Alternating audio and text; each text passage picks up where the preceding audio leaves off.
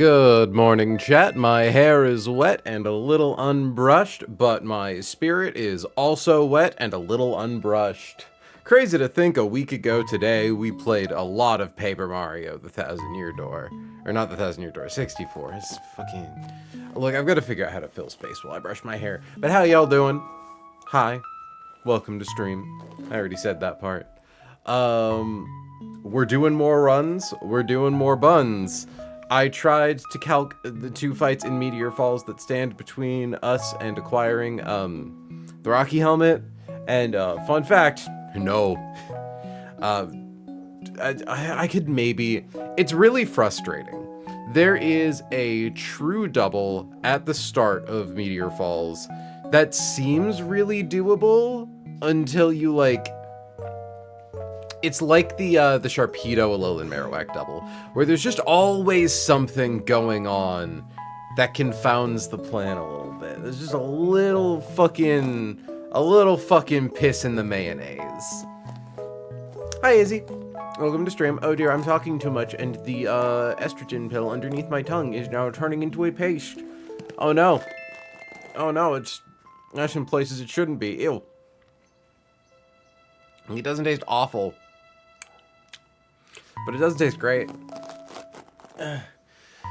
How you doing, Iz, though? Hopefully you've got a fun weekend ahead. It's almost the end of May, flowers, 429. But more importantly, I really do think it, chat, that June is going to be the end of Run and Bun. I would be very, very surprised if what's left in the game takes us more than a month. Just like, I've done the math. I've got the Elite Four calced. That's the hardest part. We've already got most of Victory Road calced. We just have to figure out a few fights after this, and I do think that first fight at the start of Meteor Falls is going to get a lot easier once we have a 4 to 5 level advantage. Alright. I would like to be able to hear the music now. Pride Month being the end of Run and Bun is pretty fitting. I didn't even think about that. Oh shit, you're right. You're very right. Alright.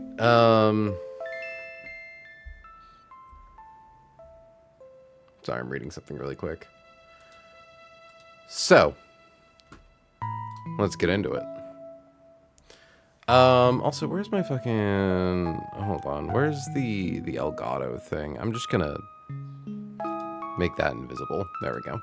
So that way it doesn't look really clunky when I boot up. I'm also going to put on tunes that aren't this, slow and sad. Ooh, Pokemon XY relaxing music for 1 hour. I like the sound of that.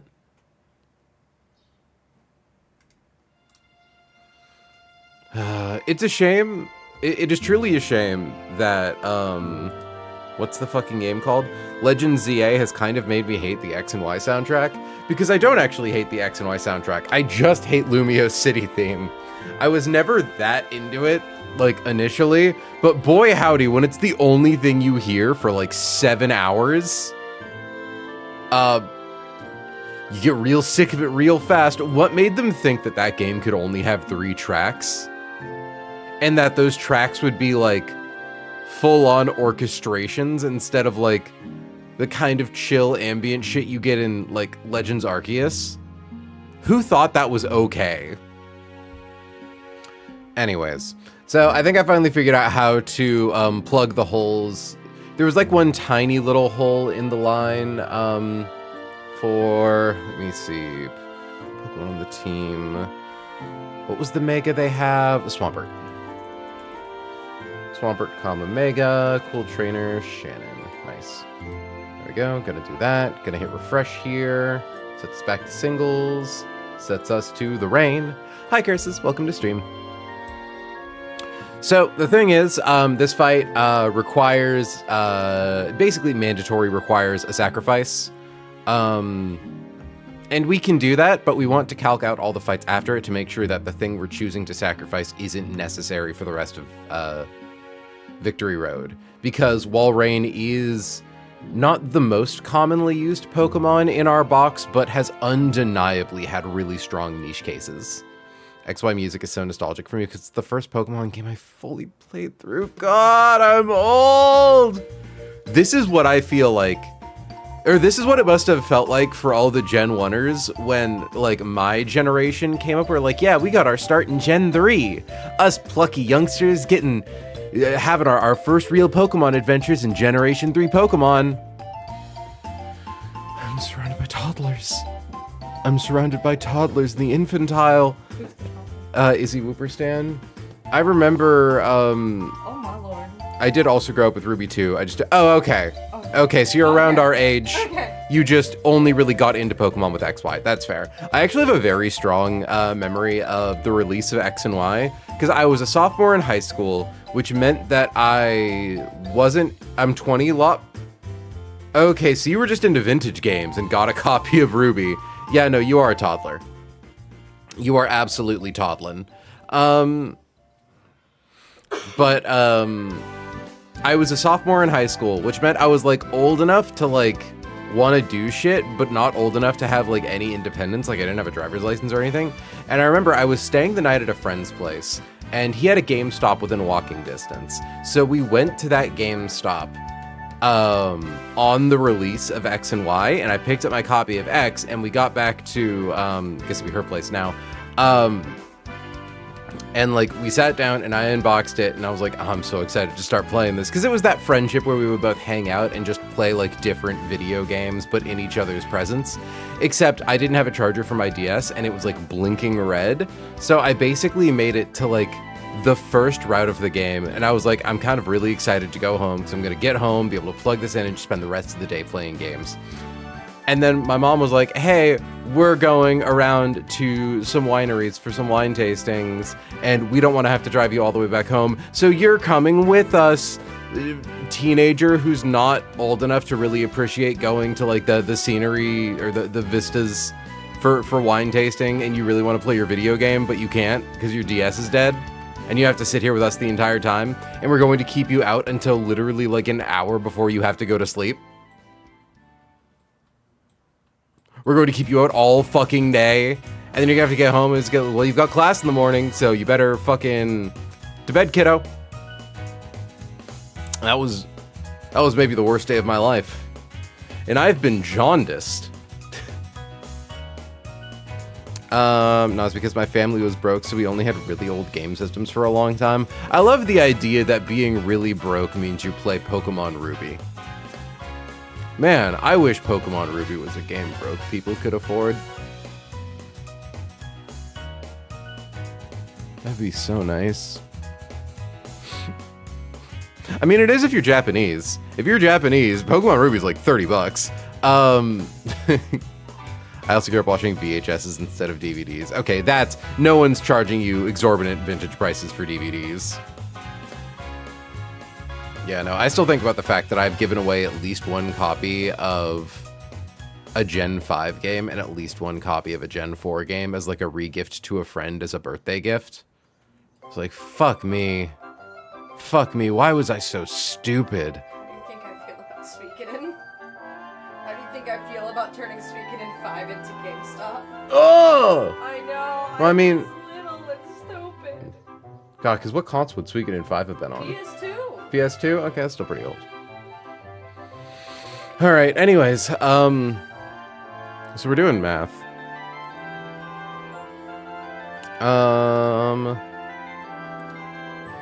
Okay. So, for this fight, we need, as established, Electrode, we need Lucario, we need... I'm honestly gonna do Sceptile, actually, and a Roserade. Walrein, unfortunately. And who else am I missing here? Turtonator. So, the issue here is that Mega Swampert is really hard to get in on and live and kill. It's just very inconsistent, so we have to make a sacrifice, and that sacrifice is going to come in the form of Walrein. Now, essentially, what happens is we beat up Mr. Pelipper here with Electrode with Thunder. We don't need to worry about Thunder missing because we are in the rain. I think we give Electrode... Yeah, we level it up to 93. And we give it a Life Orb. I'm just going to have that permanently set. Because we need to keep in mind that Electrode will be level 93 going forwards. KO's Pelipper is faster than everything else on their team because Swampert doesn't realize it's going to get Swift Swim. Next in comes Dragonite, who we have pre-damaged ourselves. So after the Life Orb chip, we show it a KO with Dragon Claw.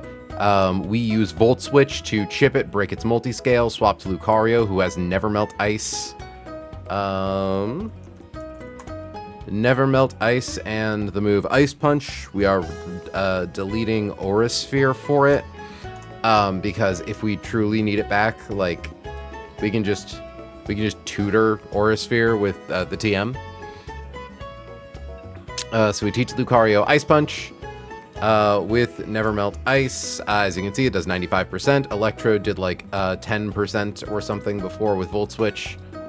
Yeah, 11% with Volt Switch. Lucario KO's Dragonite. In comes Gorobus. Lucario at least took one hit of damage. Of Dragon Claw damage, and thus my HP is low enough to show a fast kill to Surf, preventing Gorobus from clicking Shell Smash, very important. The original plan was to hard swap to Roserade, but honestly, I think we can just hard swap to Sceptile here, because we're sacking into Sceptile, so we kind of don't need to worry about Sceptile's HP as much. Sceptile doesn't even need a boosting item, it will be holding Choice Scarf. It's incredibly fast, it kills Gorobus in one hit. With Leaf Storm. Special attack goes to -2. And the first thing that's going to come in after that is Caesar seeing a kill with Bug Bite and Bullet Punch. It's going to go for Bullet Punch because, if it sees a kill with 2 moves, it wants to go for the priority move. So we let it click Bullet Punch. Ideally, there is a chance if we get crit, it goes for Quick Attack, and that's where things get a little annoying, but I think we're fine, actually. Because essentially what we're going to do is we're just going to swap to Lucario to eat up that Bullet Punch. Lucario should then bait a second Bullet Punch, which is an easy swap to Turtonator. Turtonator comes in, because the thing is, like, yeah, we're fine. Even if Turtonator gets damaged to show Whimsicott KO with Hurricane. I was freaking out about this, but we don't need to freak out about it. So Turtonator comes in, we'll on assume Bullet Punch. We'll even assume Steel Gem boosted Bullet Punch. So we take, 25% of our max HP. We then get hit a second time, but then we KO with Overheat. In comes Whimsicott, who will definitely see a KO with Weather Ball. And could potentially see a KO with Hurricane, but thankfully never sees a KO with Energy Ball, and that's the important part. So it's going to go for probably Weather Ball, but a small chance for Hurricane. We are going to swap to Walrein. Walrein, even if it takes critical hit Maxwell Hurricane, to see, oh, that is 52%, that's not good, but then it still only does 34% non-crit, so Walrein comes in, always baits either Hurricane, or always baits either Energy Ball or Grass Whistle. We are going to swap to a pre-burned Choice Scarf for Roserade, who is faster than Whimsicott and is able to one-hit KO with Sludge Bomb. Because we are poisoned, we can't get hit by priority Grass Whistle. We don't care if Energy Ball drops our special defense. In comes Swampert, who is about to Mega Evolve, which will make it faster than us. Yeah, it really does just only go for Earthquake here. I don't know. I feel like... Because in this scenario, yeah, there's no way that Swampert's clicking anything other than Earthquake. Which makes me wonder if I can pull some shit off, but I don't think I can.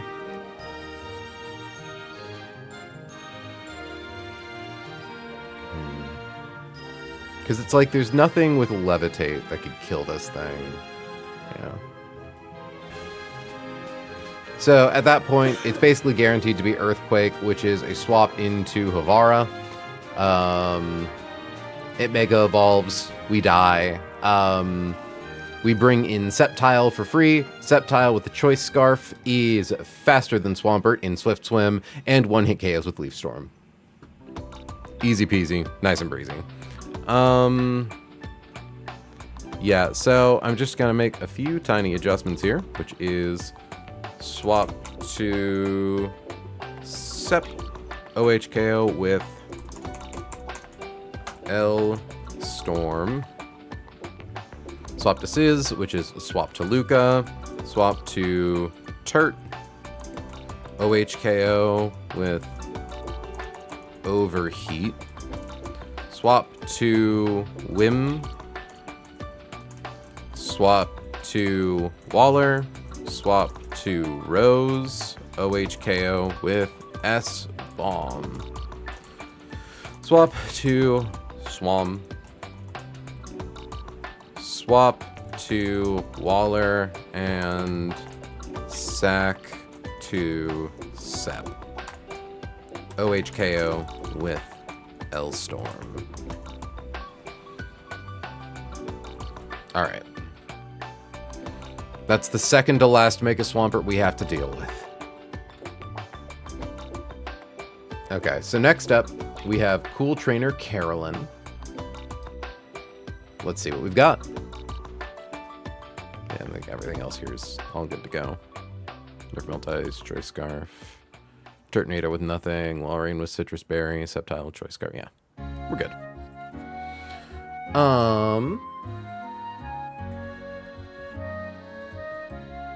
So let's see. Stamina, Assault Vest, Mudsdale. I think you still just die to Urshifu, right? Because defense +1, defense +1. Yeah. I'm gonna ask someone about this because I know there was something weird about Walrein eating a Starfberry, or not Walrein, Swalot eating a Starfberry and it like ignoring the crit from Surging Strikes on Urshifu. Though honestly, I probably don't even need Urshifu for this. Like, I don't know. Yeah, Sceptile probably kills this thing, right? Yeah, all we gotta do is put it into Overgrow. Give it a Miracle Seed, or maybe Life Orb. Okay. Would then probably bait in... Woof.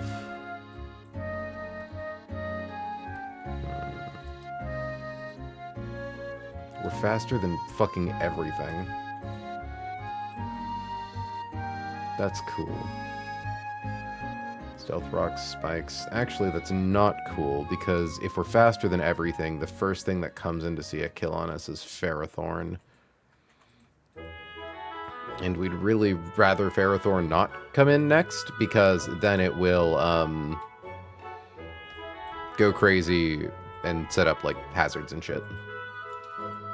Though, at the very least, this is a Ferrothorn that doesn't have Explosion. Though, notably, it does have Gyro Ball to punish you for spamming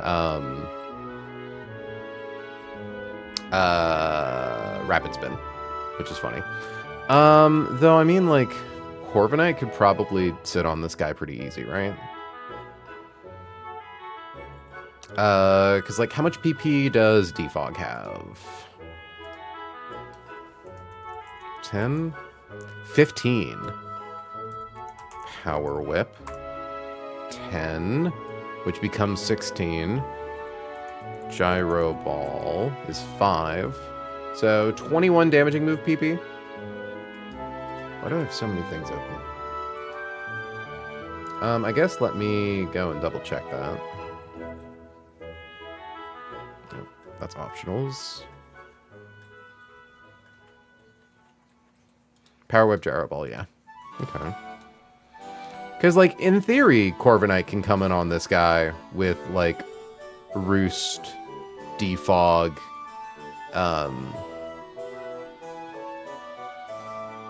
well, I don't know. I mean, he doesn't have any form of regeneration.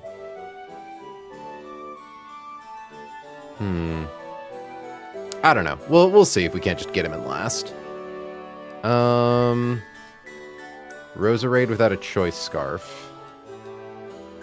I imagine probably, yeah, all we need is a damage boosting item to kill Mudsdale.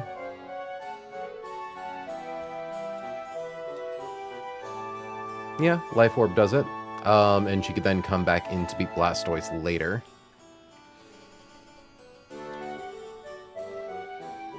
And then I guess the question is, Bravery's slow. Yeah, we need to show a kill to... Okay, it can't be standard Gallade. That's really unfortunate. It'd be so easy to get Gallade in on that Zen Headbutt. And then, like... Well, actually, how fast is... Ooh, Mega Gallade is 267. Which is faster than our Greninja.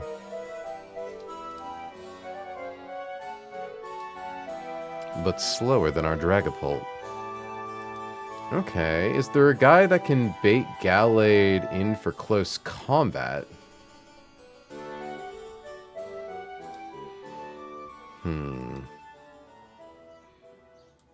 Well, or we could just... I mean, like... Focus Sash. Ew, ew, ew.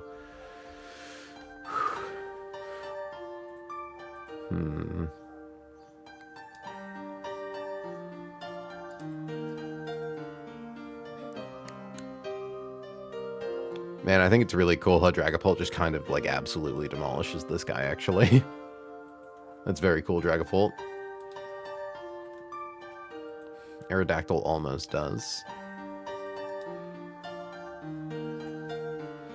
I suppose theoretically we could also use Greninja for Surf, couldn't we?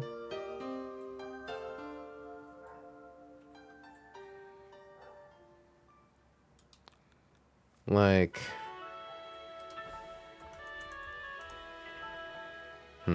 not quite. Okay, assuming that Urshifu beats this guy, that there are no bugs involved. It's Riku, they put bugs in him.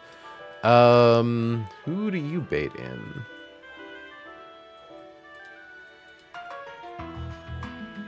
I guess it's also probably... Yeah, it'd be Hisui and Zoroark.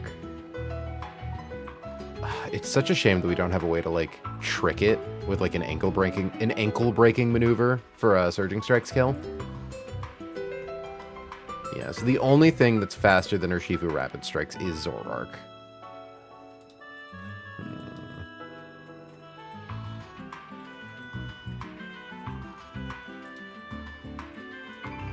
Something to consider also, it's very easy to forget that Primarina actually has really, really high special attack. Especially ours, which is a plus special attack Primarina, and gets access to Torrent. So she could also kill a Surf. Like, she low-key hits harder with special attacks than Greninja does.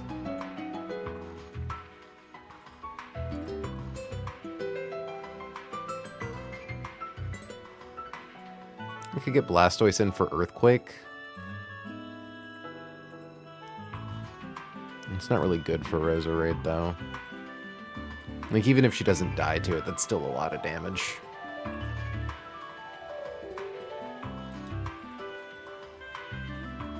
And then we don't really know if we're baiting Zoroark in for Hyper Voice or Flamethrower.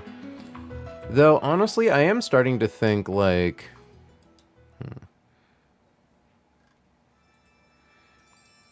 I wish I had an easy way to chip this guy's Sash. Like, I'm probably overthinking it, right? Because it does just kind of get beat by Dragapult. Wait a second. Baiting Grass Knot into Iron Barbs. Special attack that makes contact. And then baits Flamethrower. Which can be an easy swap into someone who's been pre-frozen. Okay. I'm just going to confirm really quickly with Dexcord. So I know there's a bug with Surging Strikes not ignoring the defense boost from a mid-turn Starf Berry. Is the same true for a Stamina Muds Veil? Because, like, God knows so many people have fought this guy, and Urshifu Rapid Strike does seem like a really easy answer for it. I'm sure someone's already tried this.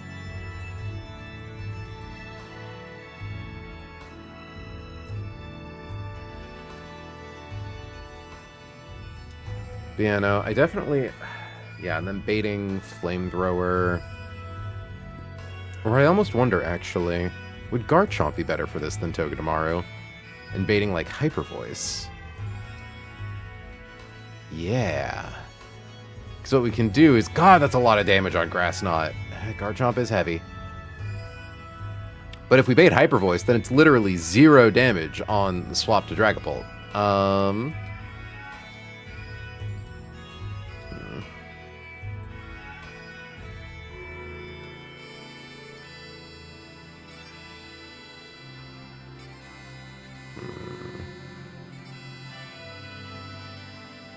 I think Sketchy's responding to my message. I'm tuned in.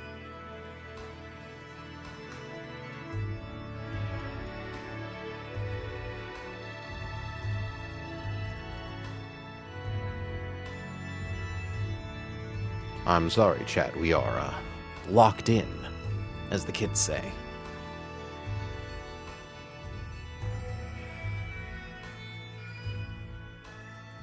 And to think someday soon DVDs will be the vintage medium people my age are nostalgic about. Real.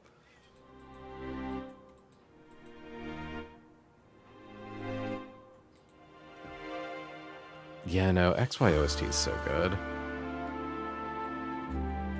This is just a Bug Fable song.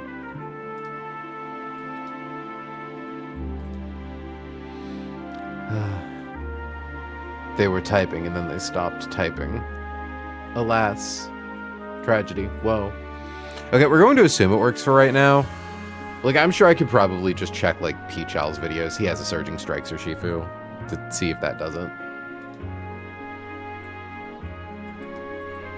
But, yeah, so... Bait in Zoro Kisu. Yeah, because Dragapult... Ooh, Dragapult does need at least Life Orb to be able to kill. But if we do Dragon Fang... Yeah, that's enough as long as we get the chip in.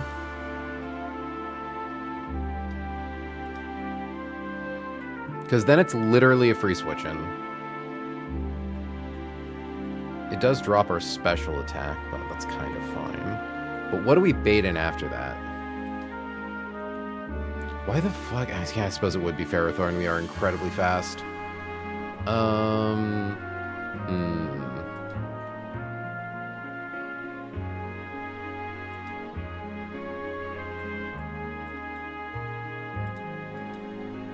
Oh, that's tragic. Gallade gets such a massive defense boost. I'm like, oh shit, wait, we can bait in Gallade? No, we can't. Which also means we can't kill Gallade with Phantom Force unless we have, like, Expert Belt. No, we probably need Life Orb. Okay, maybe not this.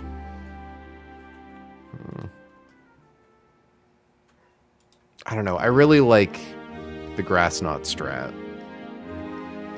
You know, I hadn't even considered Garchomp. Can you just kill this thing? Probably not. Because you need an item to become faster than it. Which means Earthquake doesn't quite do enough.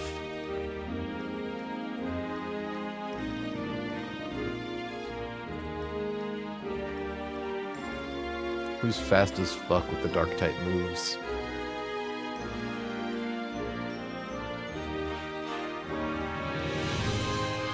So we can't use Ghost on it. Oh, Greninja, how almost fast enough you are.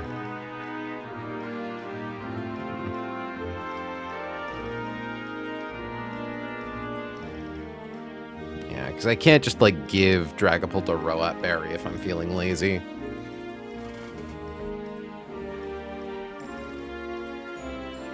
Because then we don't do enough damage with Draco Meteor. I mean, what other moves can you learn, Dragapult?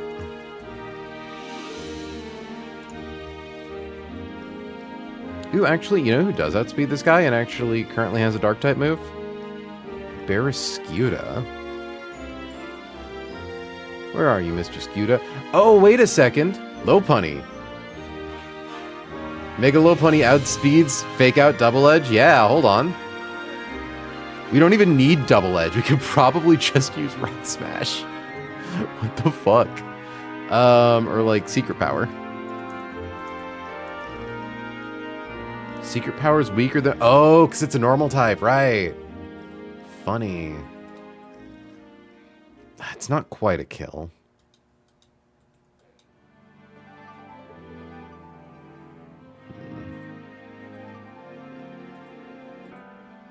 Okay, but then who does Lopunny bait in afterwards? It's probably also Ferrothorn, right? Yeah, so the problem we're running into is just encountering guys who are too high speed.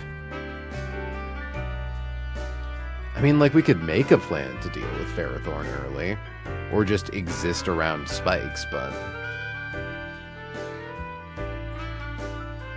Yeah, see, someone immediately responded with, I'm pretty sure I killed VR Mudsdale with strikes and it was fine. Lots of people, I imagine. Yeah, I figured. Just seemed gauche to look at other people's VODs midstream. LOL. Thank you. Okay. So Urshifu can definitely get us through Zoroark.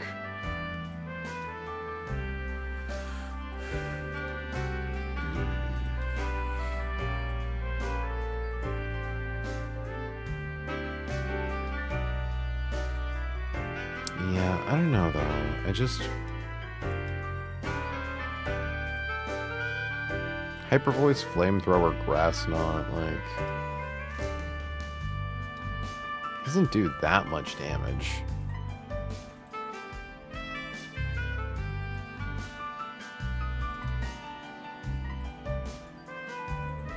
Honestly, I just need someone who hits really hard with Dual Wing Beat.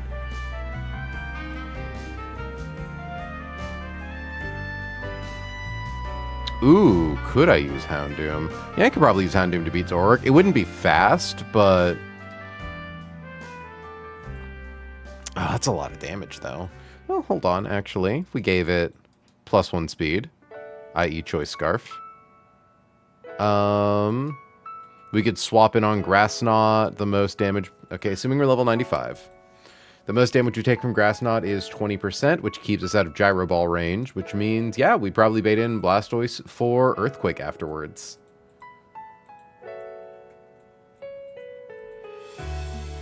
Because Earthquake would always be prioritized over Shell Smash, I think. Okay. And that could be a free swap in for... I mean, honestly, Urshifu. Kind of anyone. I appreciate how much Blastoise kind of sucks ass on enemy teams most of the time. But yeah, no, Izzy, you make an excellent point. I love any opportunity to click beat up. It's really funny. Okay, it does commit one of our choice items, but... a worthy price. For victory. Houndoom, where'd you go? Micah. Oh, it's a Levi into Micah line. Yippee! I mean, like, Roserade can come in on this guy, but the problem is that Roserade's barely faster than base form Gallade. It's like, who do we have that has a speed of 200?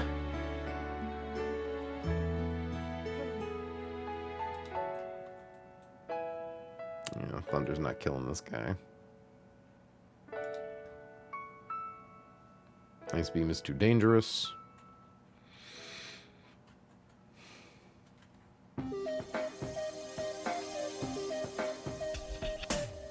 God.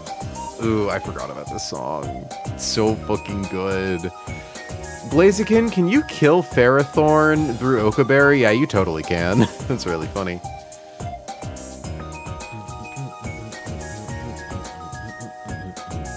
Unfortunately, it does require Blaze. Well, I mean... not really, actually. You can kill their Okaberry with just Charcoal. Okay, just Life Orb. There we go.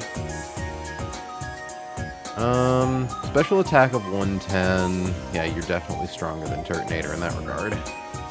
Turtonator in this scenario is level 95. Did I note that? No. Level up Turt to 95.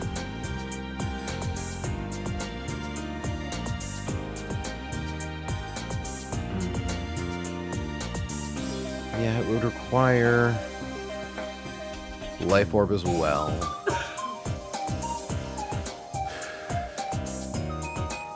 I'm trying to think, like, could I Lagging Tail this?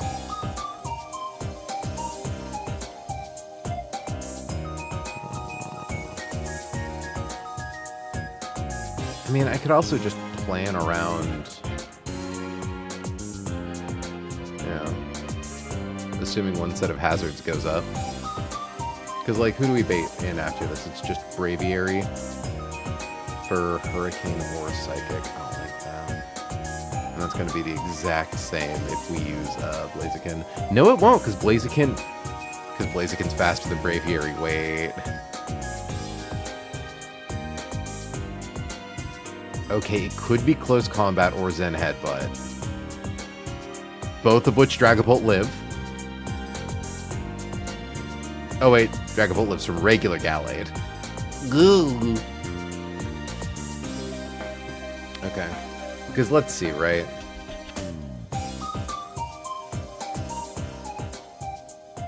Okay, let's walk it back. So Blastoise tries to go for a kill on Houndoom. We could, in theory, swap to someone who flies or levitates, but I don't think any of those are really good for this. Damn, Latios, it is insane that you can almost one-shot Blastoise with Choice Specs Draco Meteor. Not quite, though, right? It's like 97.5%? 96%.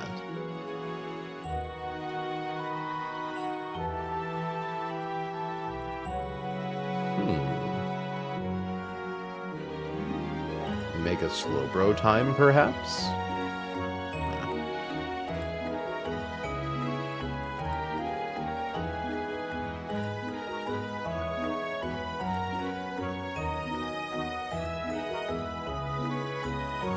Yeah, because Sceptile just always baits a kill from Ferrothorn.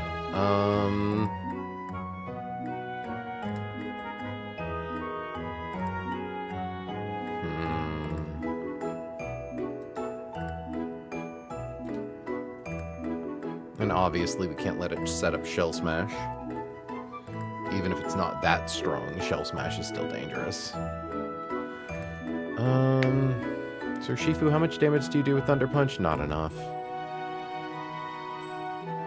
And it has White Herb, so it still thinks it can go for Shell Smash.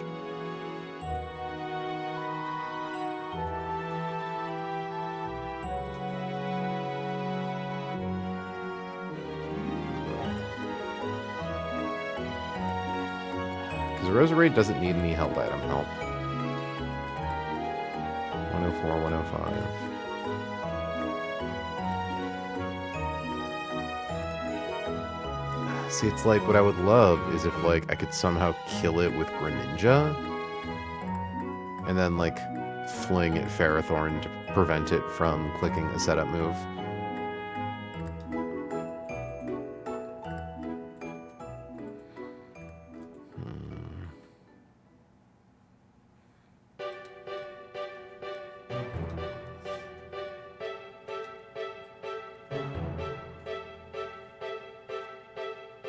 So I can't teach either of these two, like, fire moves. Something devastating to spook them off.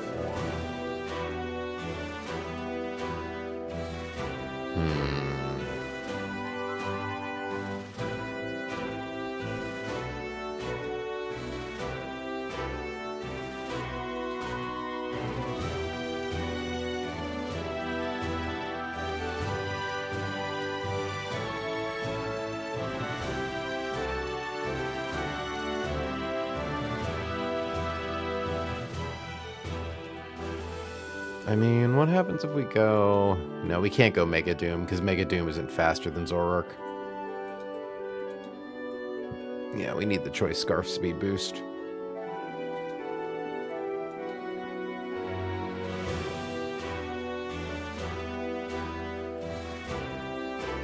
Clearly, we just beat up Blastoise and Sack. No. Okay. Because Roserade comes in on min 38%. Yeah, no matter what, we're baiting in Ferrothorn afterwards.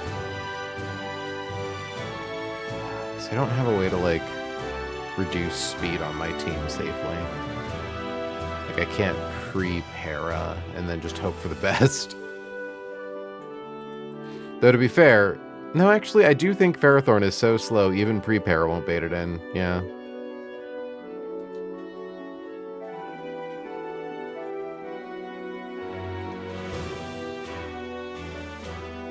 Okay, so let's assume we go Roserade. Which does now make me wonder, right? Hold on, Flamethrower.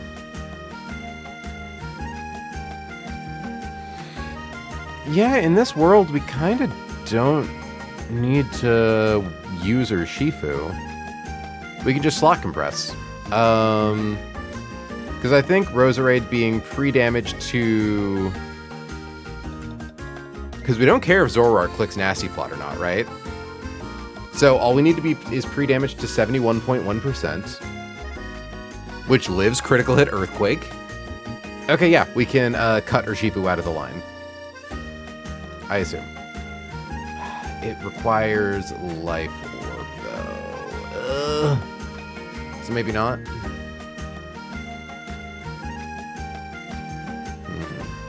Or choice specs. It just means we're using both of our choice items early.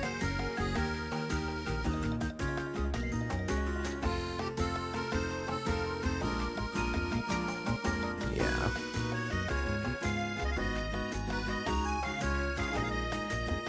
Yeah, it would have to be that. Because our HP needs to be low enough to... Well, actually...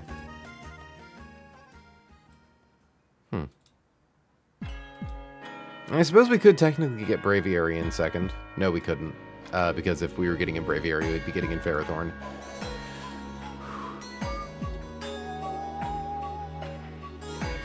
Though I would also now need to see at level 95 if we got hit by Flamethrower. That crits at 31.2%. That actually might not work. Because 272 minus 85 comes out to 187. Which is within Scald range on Blastoise, which is fine. 166? Okay, it's outside of Gyro Ball range. No, this works. Because we're totally fine showing a KO to Scald. Roserade can swap into Scald just fine. And no matter what happens after that, we're baiting in Ferrothorn. Okay. Yeah, we don't need to worry about pre-statusing Roserade. Because, yeah, she can come in on a critical hit, Scald, Burn, and then take another tick of Burn and still be alive. Baits in Ferrothorn, which hilariously could almost be a swap back to Houndoom if we Mega Evolve. But yeah, okay, so... We get Mudsdale, we get Zoroark, we get Blastoise. In comes Pharaoh. Wait a second. It doesn't work. We forgot to calc. Wait, hold on. Okay, wait. Yeah, it doesn't work. We could get Ferrothorn in early on accident. Though, I mean, if we get Ferrothorn in early on accident, like... Yeah, Blaziken still baits in Blastoise.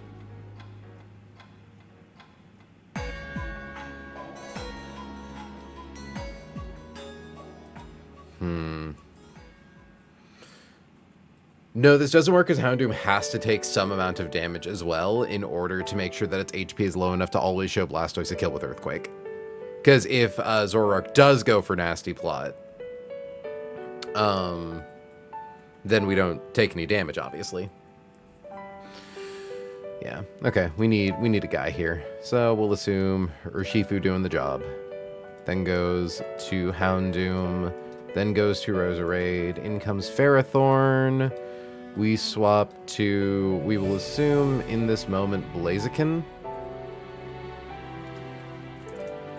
I think it needs the Life Orb at least.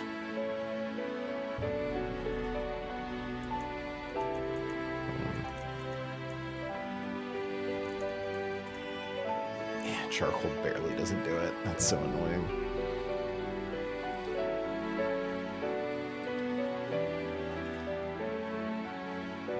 55 or 59.5 could put us into heat wave range. Sheer Force Life Orb has agility. Yes, we need to make sure that it sees kills. I mean, that's not hard. Yeah, I think I'd rather Turtonator. Turtonator can't be crit, takes less damage from Gyro Ball, is much more consistent. Still needs Life Orb. But that's a bit less of an issue here.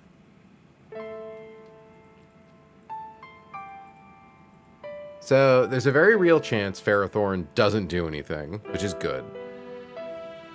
I.e. like attacks. Because if it attacks us, we are very much in the money. I mean, like... God, because if we give Turtonator protective pads, the odds we beat Ferrothorn, I think, are basically guaranteed, right? Because Rapid Spin has a PP of 40. Eventually, Ferrothorn will click an attack, right? And if it doesn't, we'll just eventually kill it with Rapid Spin. Because the issue with using Rapid Spin, obviously, is if you click Rapid Spin, it just sets up hazards at the end of the turn, then you didn't actually clear hazards. But if we swap it on Gyro Ball, we can just... Okay, it actually wouldn't be a one-hit KO. I mean, we could still, at that point, just click Overheat, right? It doesn't need to be a one-hit KO. We take so little damage. Because, like, Gyro Ball will gradually do more damage to us over time, but even in a world where we're at +6 speed and it's doing that much damage, well, then I clicked Gyro Ball, we can't be crit, we live, we kill it with Overheat. Yeah, I think this works. So yeah, we give ourselves protective pads. If it goes for Gyro Ball, we click Overheat. If Overheat crit kills, we're happy. If it doesn't, we just click Rapid Spin until it clicks a move that isn't that, or until Rapid Spin kills. Which is, I mean, 20%, 3, 20 divided, there's like 8 Rapid Spins. It'll happen eventually. Yeah, so like the most damage we would take is 10.8% on swap in, and then like a 31.9. This seems okay to me.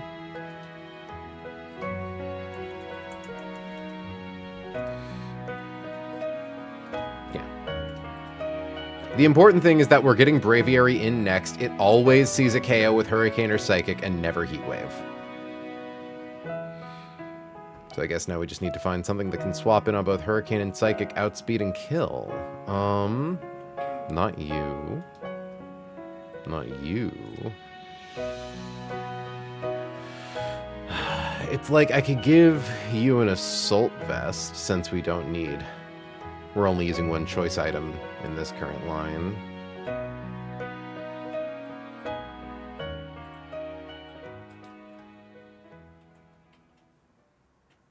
It's like I need a rock dark type.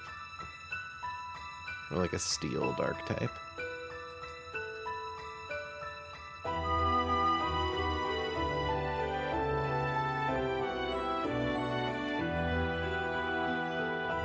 Crazy that Gyarados outspeeds this guy.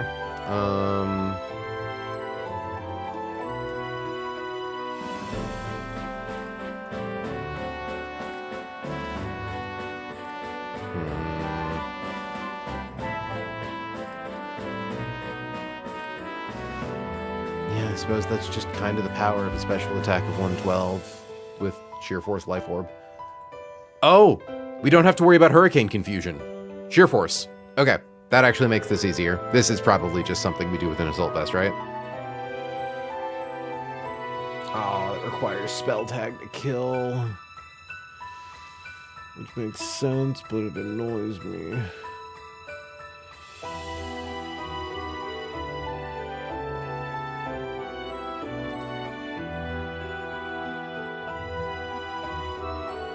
Why is this guy so bulky?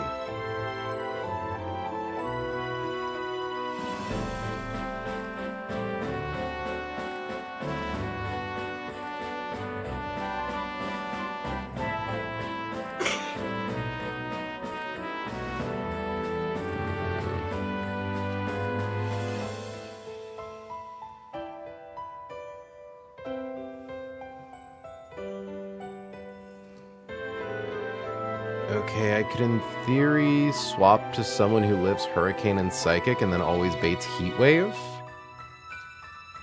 And then use that as a free swap into pre-burn Dragapult with Life Orb.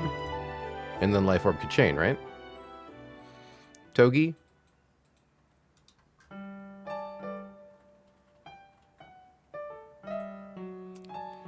Yeah, I guess the question is... So it's complicated. Togedemaru doesn't quite do it because if we take too much damage from Psychic, we show a kill to Psychic. However, if we have Assault Vest and it goes for Hurricane and Hurricane misses, it could go for Agility. Corviknight? It's like almost bulky enough. But also if it goes for Psychic and gets a Spadef drop. No, it can't get a Spadef drop. Because of Sheer Force. Okay.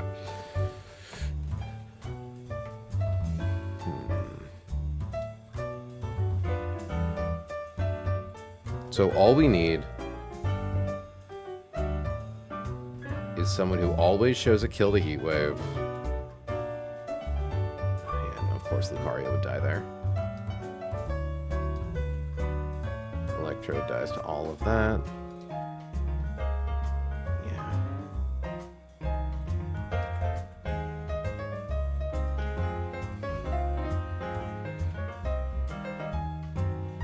I assume Frostless as well. Yep.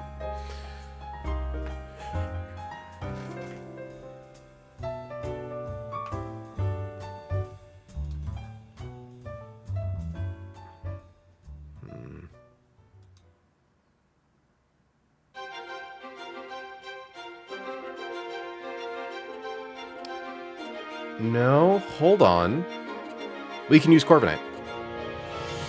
Because Corviknight is slower than Braviary. So even if it were to like go for Hurricane and miss, so like Assault Vest, right? If it goes for Hurricane and crits, it doesn't matter because the default damage for Hurricane is 34. We can't suffer Spadef drop. It just sees that the highest damaging move is always Heat Wave. And while it could theoretically click Agility, we're slower than it, so it has no reason to click Agility. Yeah, I think that does it. So we do that, and then it goes for Heat Wave. We swap to Dragapult. We don't even need to worry about pre-freezing because Heat Wave can't burn because of whatchamacallit. And hell, we could even give it like Choice Band if we wanted to. Because we're just clicking Phantom Force twice. Yep.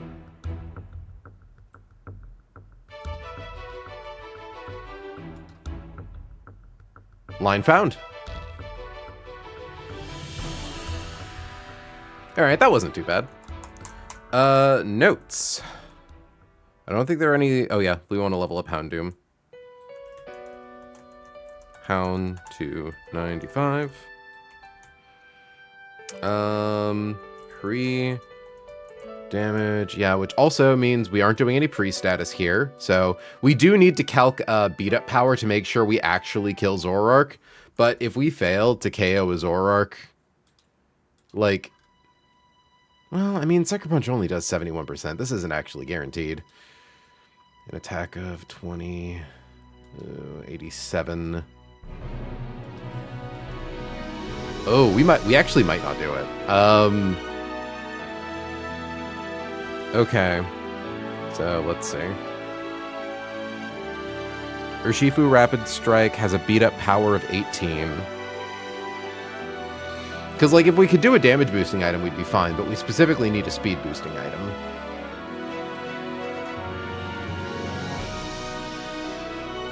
So, yeah. Thankfully, Urshifu does a lot of heavy lifting. 48 plus Houndoom's own beat-up power of 14. Confirming.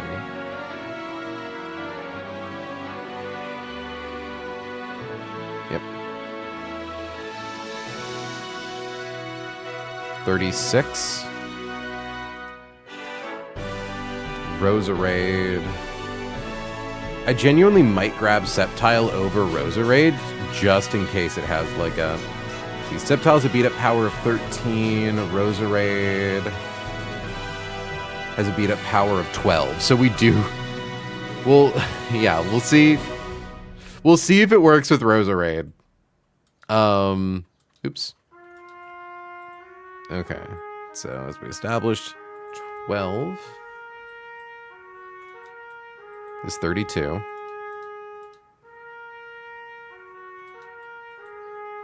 Ooh, Turtonator is also 12. 148. Corviknight is 13. Just... Wait, is 13 and 12 the same? 13 and 12 is the same. Well, shit. Dragapult is 17, but yeah, I don't think this does it. Insane. It is 192 damage. 238 HP. Okay.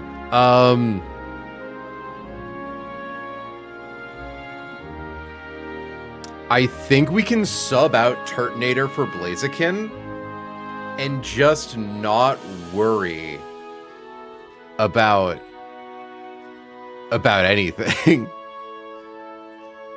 Like, I think we can kind of ignore rocks and shit, right?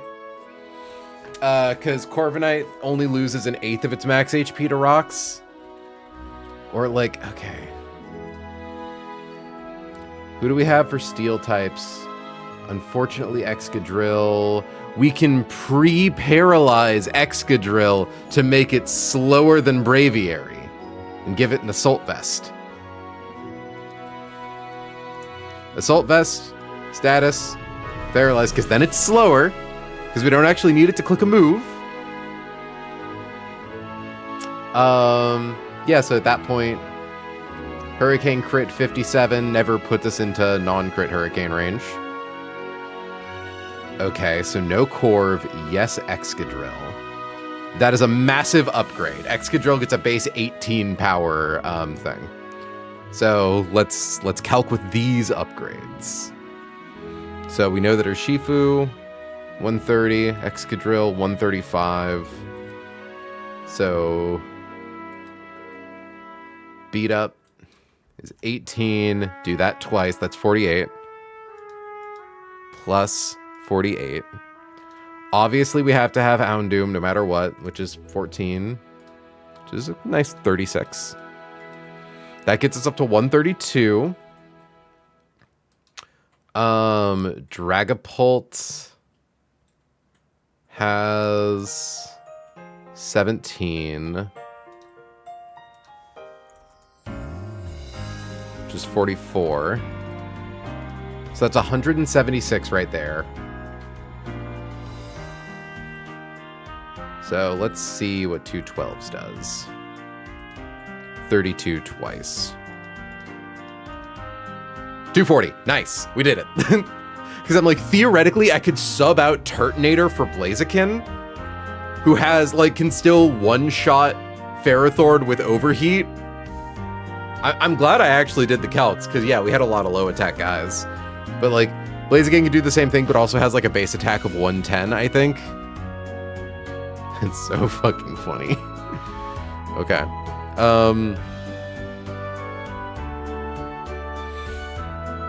8, 9. So level up Hound to 95. Pre-damage, Ursh to... Urshi to... 280 HP. I don't think there's any other pre-damage. Yeah, man, you know, it's like, I'm saying thank God that Braviary is Sheer Force, because it means we don't need to worry about pre-status, because that would interfere with beat-up damage. But no, actually, we don't care about that. Because if it wasn't Sheer Force, then it would be easier to kill.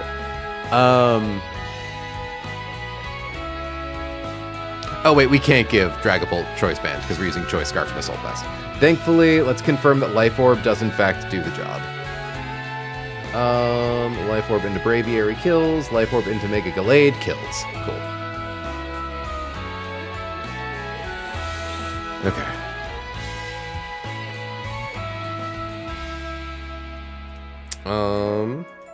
Equip Ursh with... I think we need at least Mystic Water. Yeah, we could do it with Muscle Band, but yeah.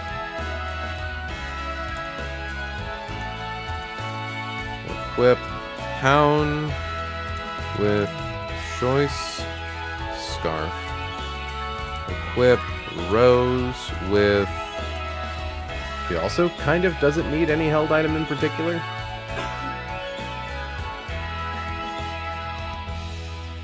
Yeah, she really doesn't. I don't know, like the Citrus Berry. Equip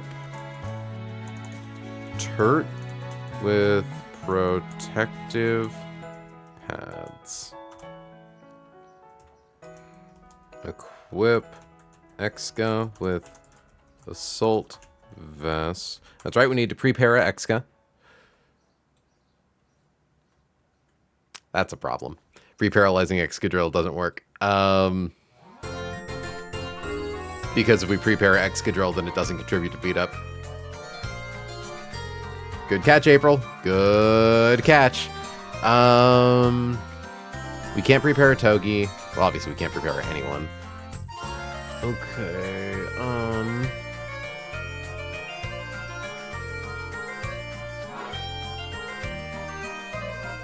who do we have for steel types? You, Lucario, Corviknight.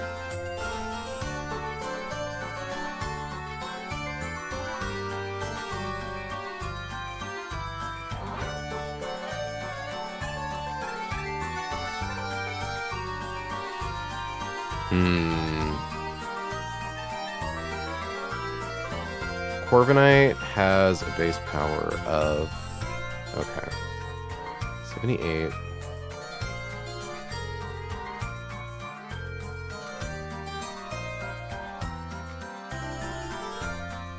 Blaziken... Yeah, I think Blaziken can do it. Well...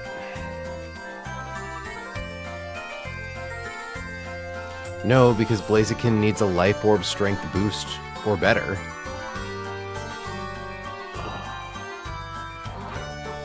Oh, you're a very annoying guy, ain't you?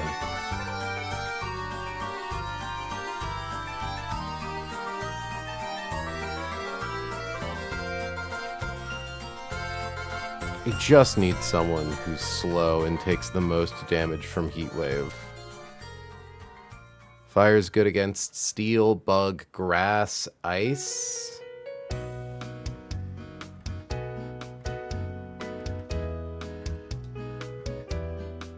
I suppose in theory we also have the option of dark types that can live Hurricane, but we only have 2 dark types on the team. Yeah,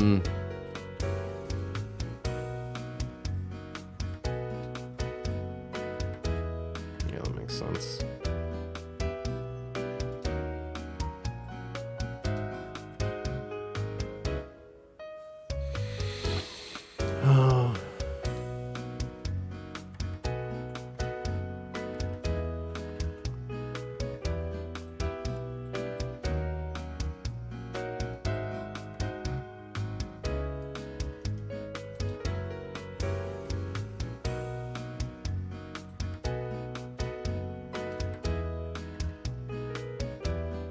Yeah, Dragapult definitely can't do this with just the Spell Fang.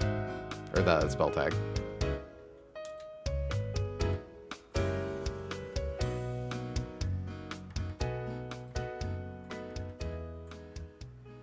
Because, like, in theory, I could give Blaziken the Life Orb if I can free up the Assault Vest, but...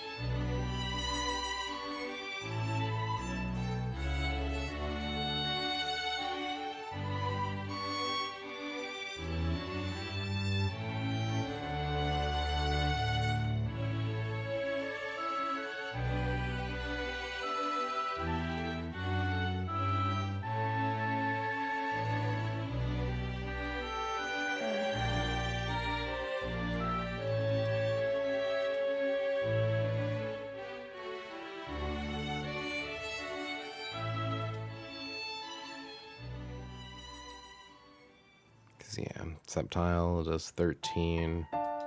Roserite does 12. But the min damage is the same.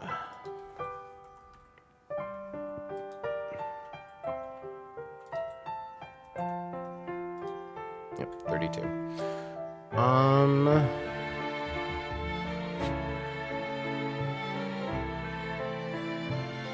Looks like, can I shoehorn in Sneasler?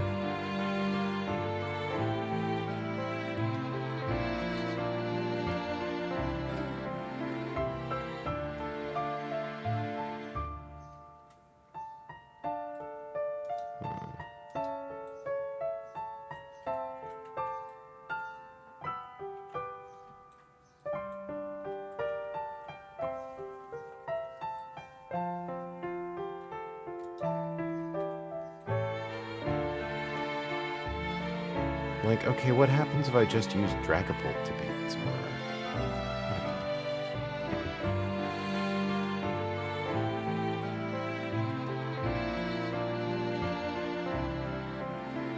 We could also just accept the very tiny amount of risk that is, like, coming in on one of these moves.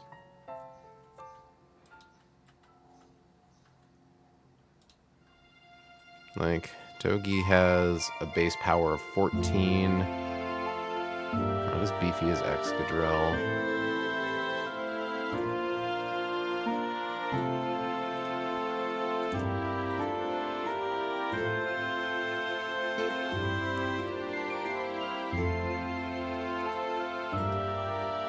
Are we winning, gamers? We almost had it, and then we realized a fatal flaw. Because I assume being paralyzed prevents you from doing beat up.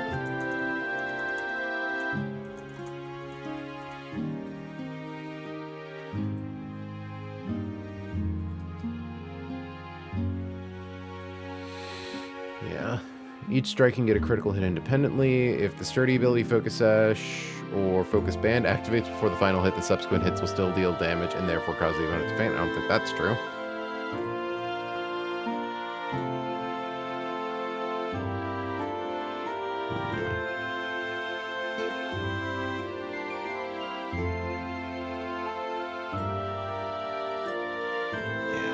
God, I almost had it.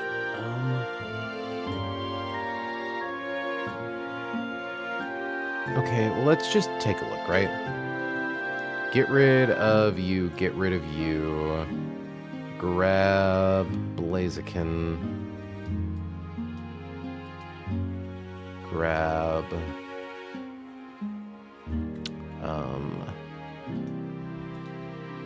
Corviknight. Corviknight can definitely do it.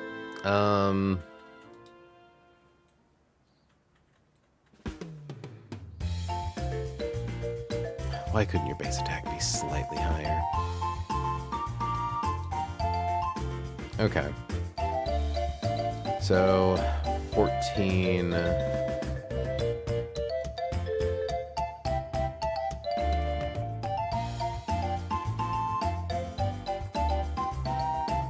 So, 36 plus Roserite is 32.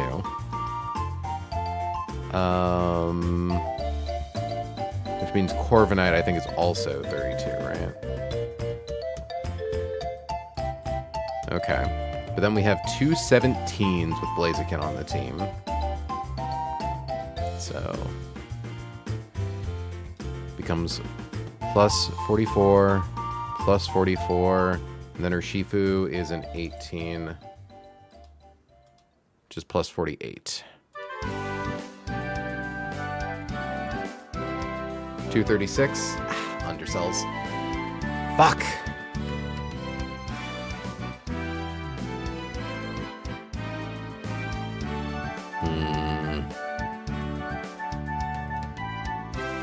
Hello, internet friends. Hello, Pio. Welcome to stream.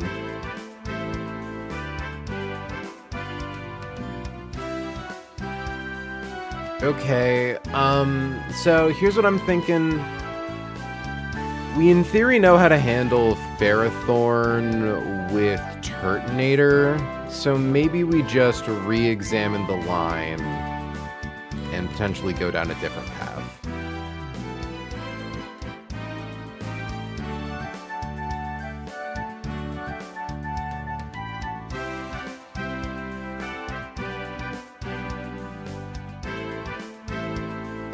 Because, like, Blaziken, at level 95, you can't kill this guy, right?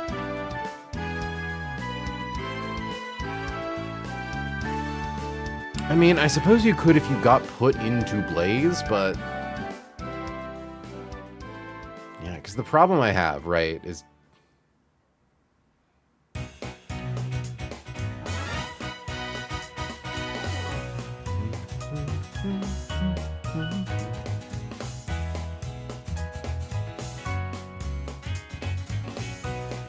swap it on those Dragapult. If Blaziken beats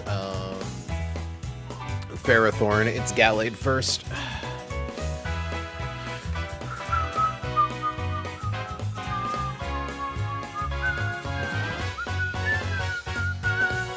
$204, $198.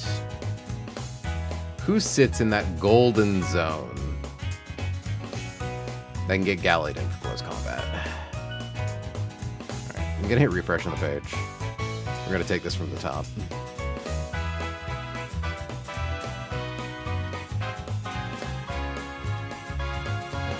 So there is no world, because if we were to give her a Shifu like Assault Vest, yeah, then there's no guarantee we kill Mudsdale.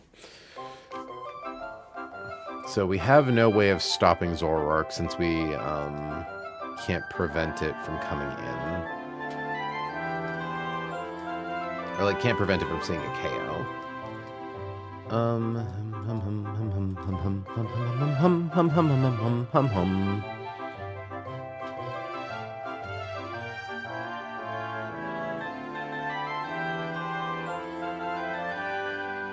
Yeah, so let's grab Primarina.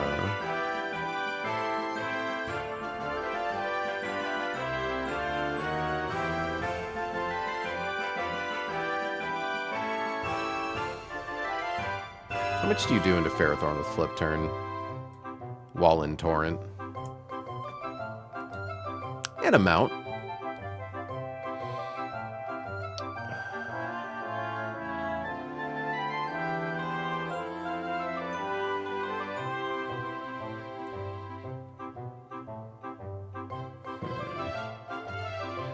Yeah, but Primarina's attack stat also sucks. I like having Urshifu be the one to beat up Mudsdale.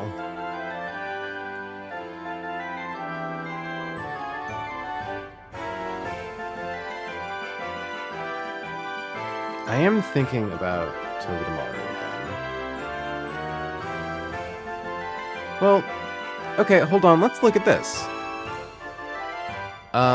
It doesn't get our damage up high enough, necessarily, but... I think if we pre-damage Maisie... Okay, hold on. Because then you bait Flamethrower.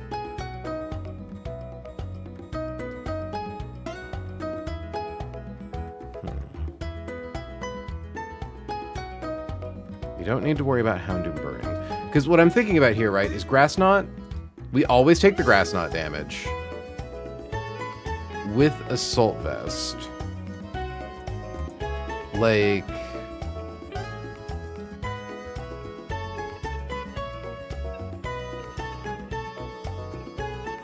Fuck, we could pre-freeze Maisie. It would take her out of rotation for beat-up damage. But her contribution to beat-up damage would essentially be Iron Barb's chip. Right?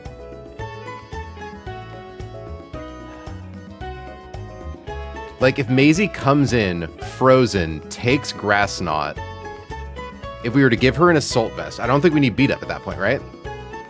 Like, we give her an Assault Vest, export, import. Because I think what we can do, right, is like, Okay, let's assume heat wave damage is 218, which that's not an assumption. That's just the truth. 218. So we start at that plus lowest possible roll grass knot, which is 8 damage. So pre-damage to 226. Now let's assume we take a critical hit grass knot on swap in. Minus 14, 212. That is outside of flamethrower range. And then later, versus Hisuian Braviary, we swap in on a critical hit psychic for 135. Brings us down to 77. Fuck, that is still within psychic range. Ugh. Annoying. I felt so smart there for a second, but I think I'm getting somewhere with this. I do think I'm getting somewhere, right? Because swapping Maisie into Zoroark with, like, Assault Vest and Pre-Freeze on Grass Knot, we might not even need Assault Vest, right? Like, yeah, we can just be pre-frozen, breaks Grass Knot, forces Nasty Plot, which is a free swap to, for instance, Dragapult, who can come in and kill with, like, Life Orb boost to Draco Meteor.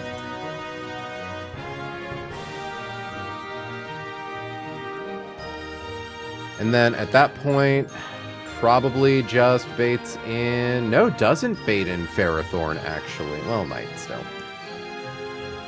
Oh, it's so funny. It shows the damage to Braviary.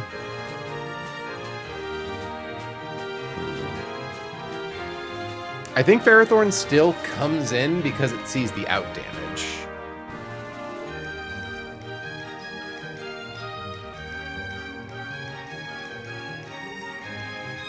Okay, I was trying to compress rolls here, but maybe we just don't use you for that. Because in theory, we could swap in Houndoom on Hyper Voice. Black Glasses. Expert Bell. Doesn't quite do it. 204. 238 divided by 8 comes out to 29. 238 minus 29 is 209. Yeah, Sucker Punch is just a single roll that doesn't do it. We can Mega... No, we can't Mega Evolve. That doesn't increase the power of our physical attack. Fuck. Because I'm like, ooh, we could use Sucker Punch. No, we can't. But we can get low punning in for free.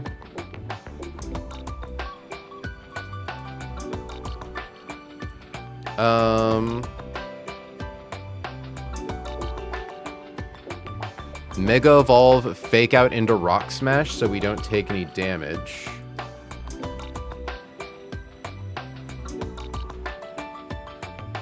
Baits in Braviary, I think.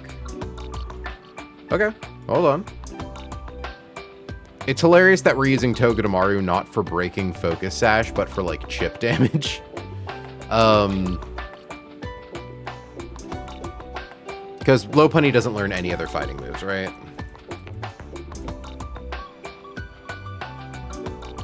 Yeah, that's kind of the whole point. I mean, get Aura Sphere. Yeah. Rock Smash is stab and super effective.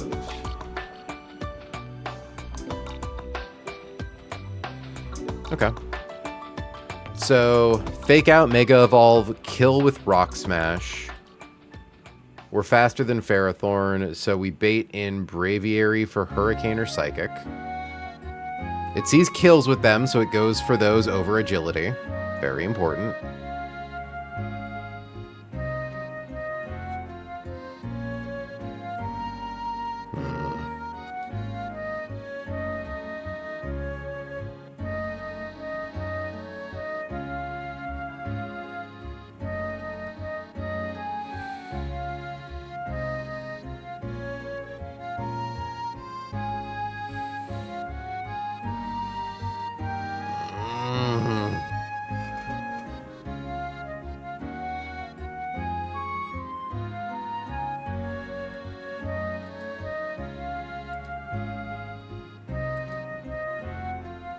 Do I have like a steel type who can kill Zoroark?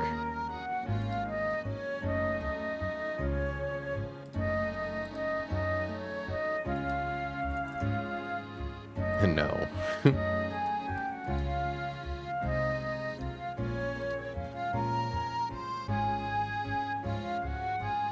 Hilarious that Sneasler still needs a... Ooh, let's get rid of the Soul Fest there. Okay, what's really crazy is that Sneasler can one-tap Ferrothorn, actually. Hold up, wait, we can prevent Ferrothorn from coming in. With Scarf Sneasler. Okay, hold on. Because we do still need... Choice Scarf.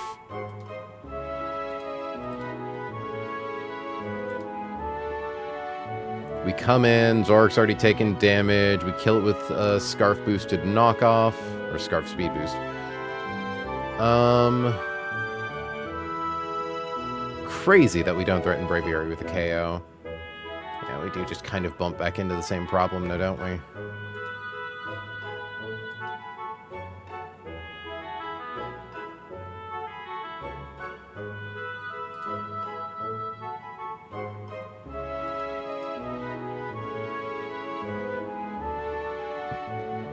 It's like if only we had a solid one-mon answer to Zoroark that doesn't involve using our fucking Roat Berry.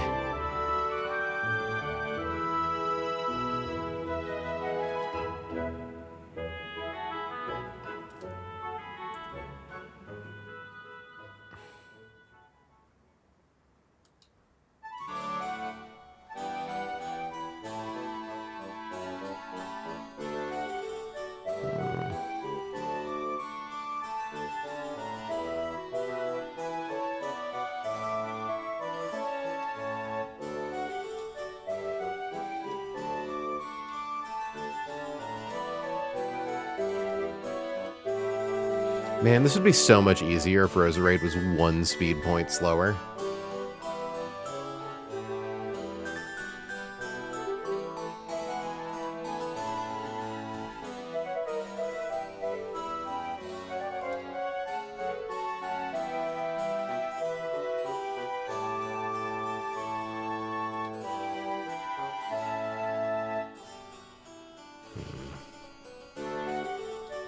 I'm beginning to understand the suffering that comes with not having the Iron Ball.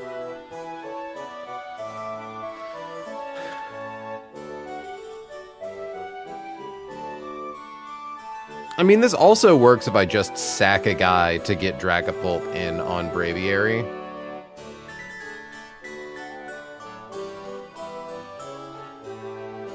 Yeah, well, not necessarily. Brexus, what's your attack stat? 105? That's not too bad. Because then at that point, I could use Blaziken, right? Because I don't have any users of Sucker Punch.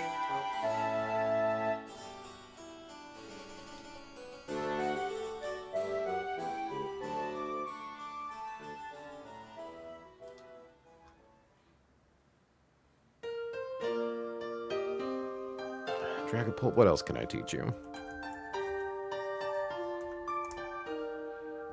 Body, Infiltrator, Fire Blast, Hidden Power, Hydro Pump, Secret Power, Thunder. All moves that can miss or don't affect Zoroark. Dive, Dragon Tail, Facade, Flamethrower, Flying, Nightshade. We technically use Nightshade. Actually, can we? No, we can't. It's a ghost move. We can use Surf.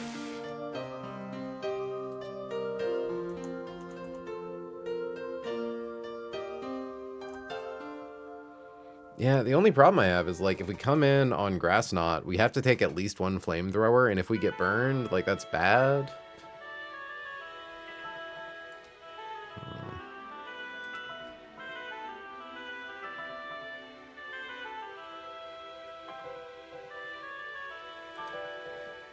It's like, who natively outspeeds and could kill?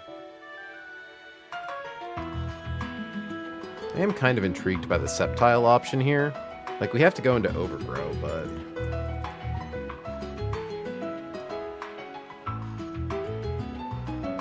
we We do the Togedemaru thing. We bring in Sceptile, we KO. I assume it's just...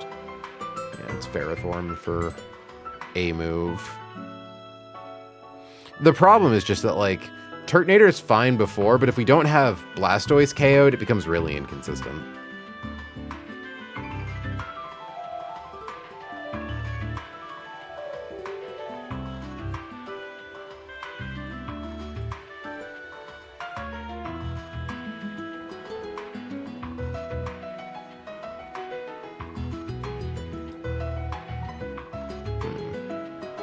Earthquake, Body Press, Payback, Heavy Slam. Torterra could actually be pretty good here. Its highest damaging move is Earthquake. We're slower than it, so it doesn't get Payback. Well, no, we'll be faster than it because we're level 95.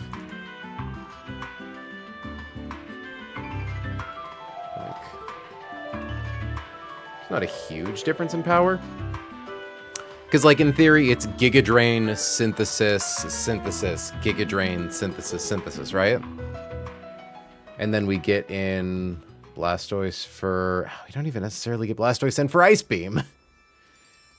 Well, it can't click Shell Smash. Yeah, it's always Ice Beam because we threaten a KO with Wood Hammer. Okay. Hold on. I'm intrigued by this option. So I believe there's a fight before this where we level up Torterra to 95. Yeah. Okay, let's look at this. Wait, hold on. I assume it has Body Press. It does have Body Press. Does Stamina proc on all damage? After it is damaged by a move. Okay, so for level 95. And if we have a Miracle Seed... We do 3-hit KO.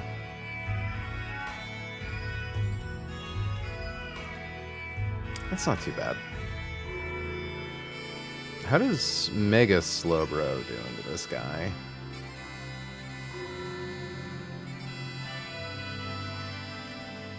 Oh, Mega Slowbro does great into this guy. Yeah, we're slower than it, so we never take Payback. We're literally never baiting Body Press. We could even set up Future Sight shit. Wait.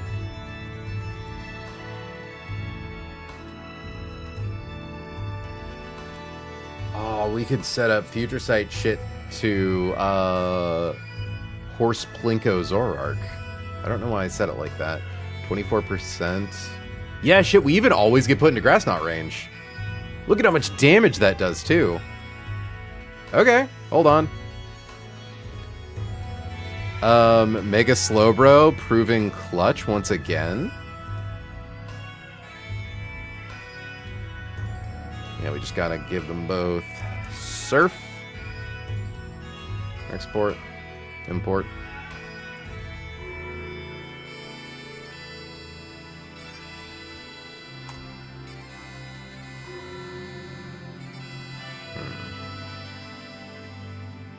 Because Muddale is faster than us. That's good. Because, yeah, we set up Future Sight. We heal up to nearly full. Thankfully, we have a good range. We have, like, 16% to play with for Zoroark. So, odds are pretty good. We don't get chunked by Earthquake.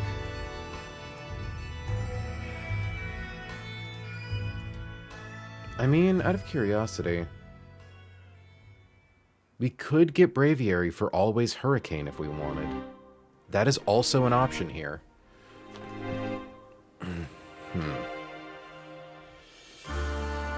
Because, like, the thing about Future Sight and Zoroark Hisui is that we could literally have it KO itself with Grass Knot.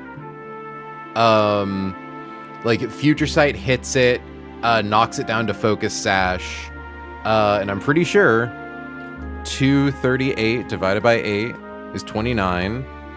238 minus 29 comes out to 209. Low roll on Future Sight is 210. So yeah, Future Sight always knocks it into a range where it dies to Rough Skin proc. Now confirming that the lowest roll of Earthquake, so 307 minus 75 is 232. 236. Though, now that I think about it, so we use our first surf. We get him into the zone. We heal up to full. We set up Future Sight. We heal. We kill with surf. He hits us first. Yeah, so that knocks us into the range. Okay. So 307 minus 75 is 232, which is below 236. So now I just need to see... Okay, we use Surf. We get our HP back up to full. We click Future Sight. We take Maxwell Earthquake. So 307 minus 88. We heal. So first we lose another 88. Need a second calculator, because 307 divided by 2 is 153. So we then heal for 153, bring us up to 284. And then we take another 88, bringing us down to 196, which is above Hyper Voice range. Okay, yeah. So Slowbro can consistently get in Zoroark Hisui. Alternatively, we could bait in Braviary for Always Hurricane. But let's assume Zoroark here goes for Grass Knot. And let's say, yeah, we sent it into a precocious little Togedemaru. Toge takes the Grass Knot, obviously. KO Zoroark. Probably doesn't show a KO to Ferrothorn, yeah. Probably baits in Blastoise for Earthquake. Baits in Braviary for Heat Wave. If we pre-paralyze. Or if we pre-damage. Actually, we don't even need to pre-para, right? We just need to... So the annoying thing about this, though, is that we still would have to get Dragapult back in on Gallade again later, which is kind of annoying. But... No, wait, no, it's always Blastoise, because they're both slower. Okay. Never mind.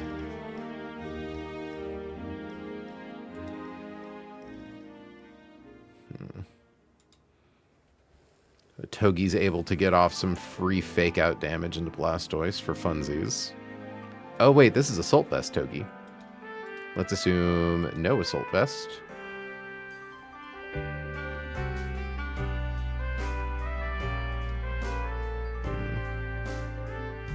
It's so annoying that, like... If I could just get you in the Gallade range. Just get you in the Gallade range for close combat. Okay. So, we're back to Blastoise, but in a way that's a lot more consistent. And for Earthquake. So this works, right? Because we don't need to worry about beat up anymore. So now we can just do that original plan we were thinking of. Which is, Blastoise comes out for Earthquake, swap to Roserade. Roserade kills Blastoise with Leaf Storm, baits in Ferrothorn for a kill with Gyro Ball, bring out Protective Pads Turtonator, get off an Overheat, spam Rapid Spin until it dies, or until it clicks a move that isn't a hazard. In comes Braviary, swap to pre-paralyzed Assault Vest Excadrill. Okay, we found it. Yeah. Or hell, even just Assault Vest Corviknight. Honestly, I'd prefer Assault Vest Corviknight.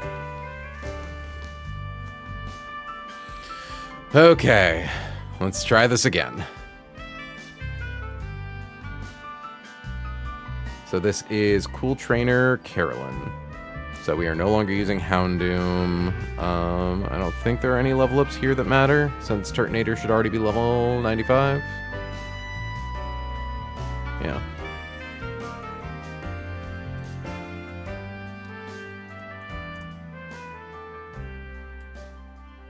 Okay. I don't even think we do any pre-damage here. So let's try this again. Equip slow with slow bronite. Equip toge with, I don't know, citrus berry? Doesn't really matter.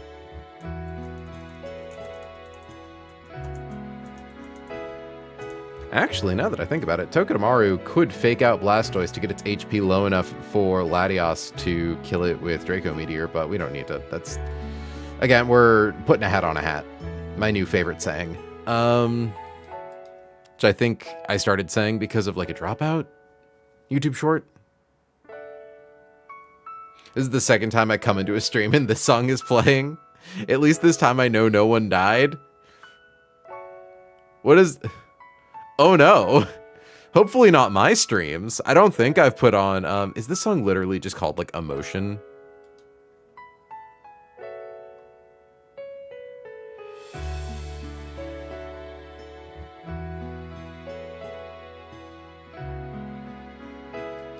Wait, why are we hearing this song? We should be listening to Kalos music right now.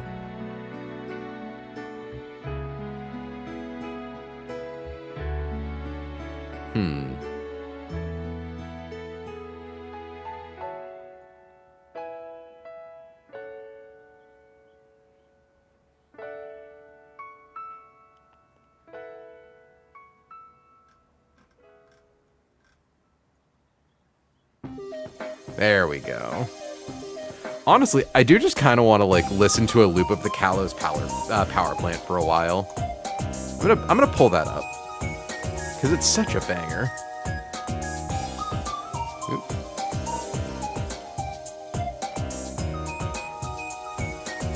Power plant extended.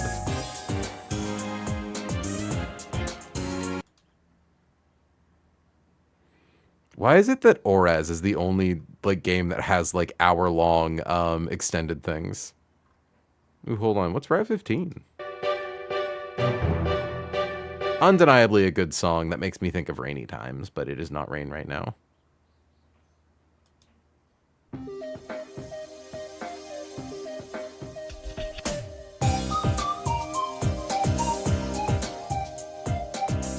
Also, hold on, I have a bunch of notifications. Oh, well, probably can't listen to those. Alright. Equip Toki with Citrus Berry. Equip Rose with Citrus Berry. Equip Turt with Protective Pads. And now I can actually give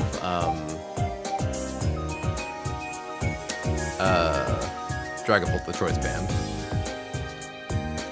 Equip Corv with, what's it called? Assault Vest. Equip Pult with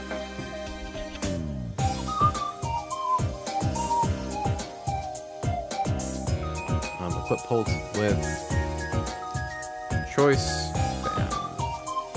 There we go. Open with Slow, Mega Evo, and use Surf. Slack off to full HP. Use F Sight. F Sight 2 of 2. Use S off 1 of 2. KO with Surf. F Sight. Well. KO with Surf. Swap to Zoro H. F Sight 0 of 2.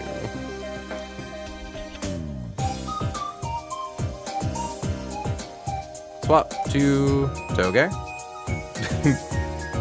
Swap to Blast Swap to Rose. OHKO with L Storm. Swap to Fair. Swap to Turt. You know, I should confirm real quick, right? So assuming Turtonator comes in on... Yeah, it's always Gyro Ball. It's never Power Whip. Assuming Turtonator comes in on Gyro Ball, loses 24 HP. 222 minus... Like, hold on. There's no way. Yeah, there's no way we're getting down to Heat Wave ranges, but I gotta make sure.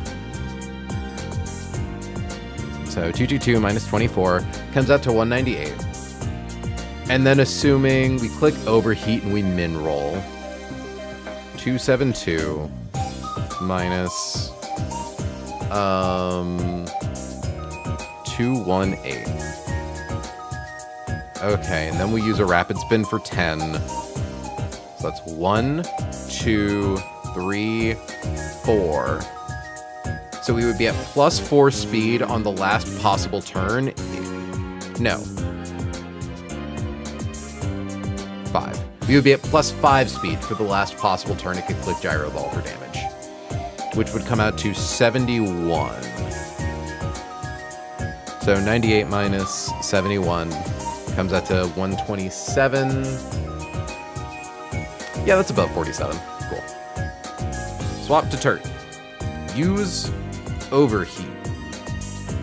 Use Rapid Spin until KO or Fair clicks a damaging move. KO with Overheat. Swap to Brav H. Swap to Corv. Swap to Bolt. Use, just OHKO with Key Force. Swap to Gal. It's just G-A-L-L or G-A-L-A. G-A-L-L. Swap to Gal. Or Gall. OHKO with P-Force. Alright, that was annoying. But once again, Mega Slowbro, proving its mettle. Because I don't think that would have worked with regular Slowbro. We take too much damage from Earthquake, and we can be crit. So much of this relies on the fact that Mega Slowbro cannot be crit.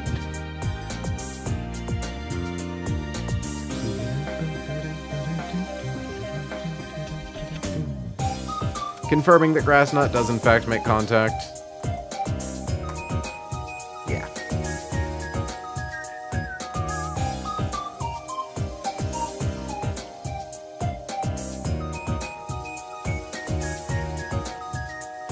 Okay. Next trainer. Another fucking Slurpuff.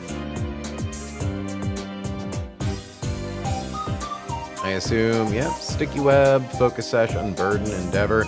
I'm just gonna hope that Excadrill can do the thing it normally does to Slurpuffs.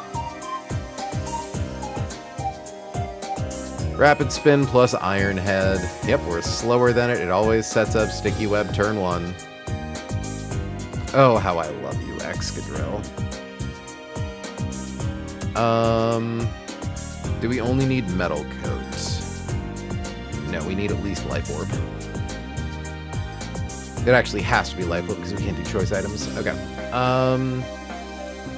Yeah, does damage, KOs. Go to +1 speed. Well, I mean, I think we can level up, right? And then at that rate, I think that actually is an exact KO. 43 plus 246. 289, 2 over an exact KO. Good to know. We will assume the Life Orb option for right now, because that requires no level ups. Yeah, we do just... Well, no, we don't bait in Burn Manatan necessarily, because we are pretty fast. And we don't bait in Hydreigon. Baiting and Hydreigon for Flamethrower would be so nice.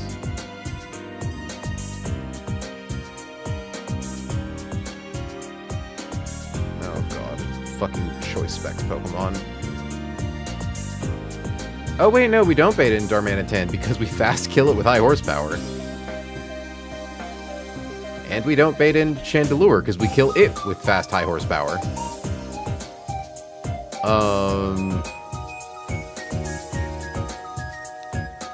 Because I assume standard Heracross, yeah, is not faster than +1 Excadrill. Okay. So...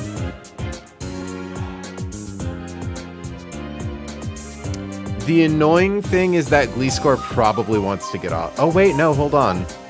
Oh, no, that's Poison Heal, not Guts. Yeah, so damage isn't changed here. So the annoying thing is that it really wants to set up Stealth Rocks.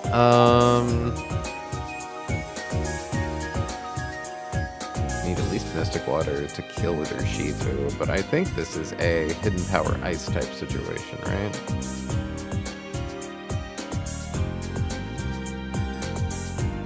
Very cool, Slowbro. Hold on. Icy Wind. Okay, Icy Wind doesn't count. Yeah, I would like to acknowledge that that is a Toxic boosted Facade, by the way. Okay, so let's assume we get in Slowbro and Mega Slowbro. We can click Psychic turn 1. Right, because it's ground flying, not poison. Yeah, Psychic to put it into Surf kill range. Heal to full. Set up Future Sight.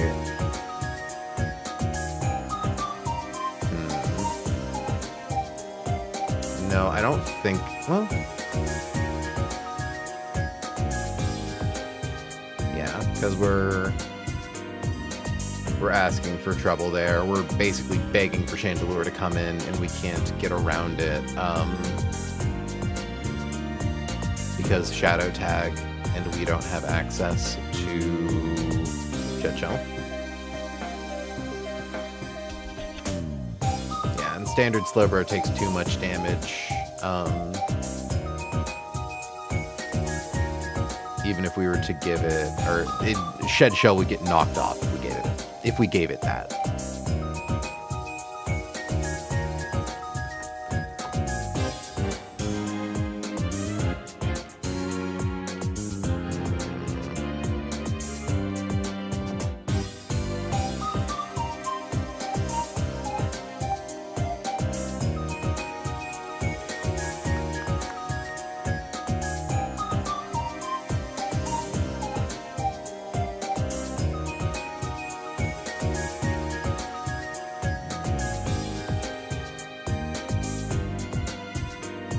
Just the issue that we outspeed Gliscor, so we can't guarantee no Stealth Rocks.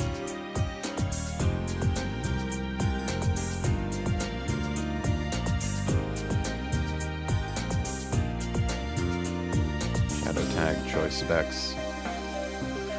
Okay, I suppose one nice thing is that it's Choice Spec Chandelure, so it can get locked into a bad move if we bait it right. Which makes it much more manageable. You know, Urshifu, could we just... No, that's with Mystic Water already. He wouldn't be able to KO.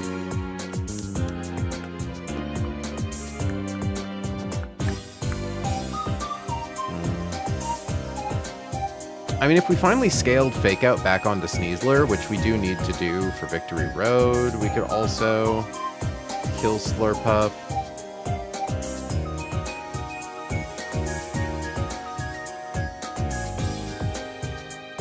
Greninja. You don't learn any poison moves outside of Gunshot, right? Yeah.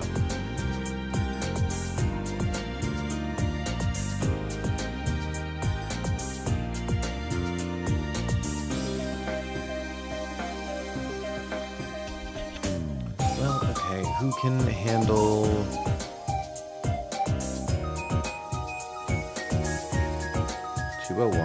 33.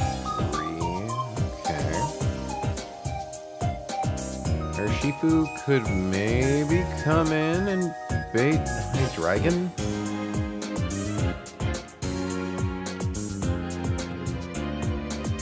66.2%. So it's like a weird yes and no, right? Urshifu can come in. It just means that because we don't know if Gleescore is going to go for Earthquake or Stealth Rocks, since it does see a KO into Excadrill.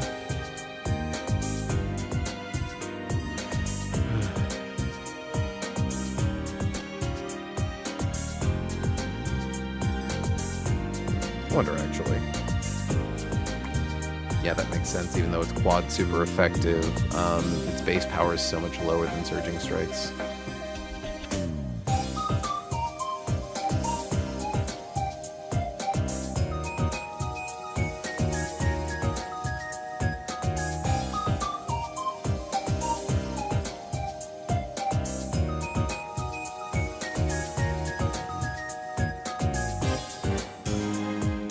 Sneasler can kill with Choice Scarf in the right circumstances.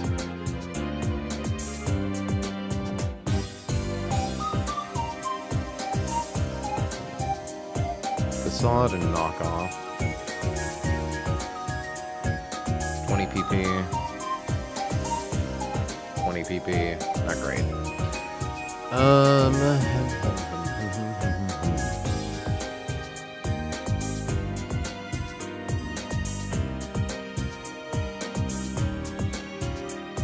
Okay, so let's assume, yeah, we bring in Urshifu pre-damage so that it shows a kill to the top roll of Dragon Pulse.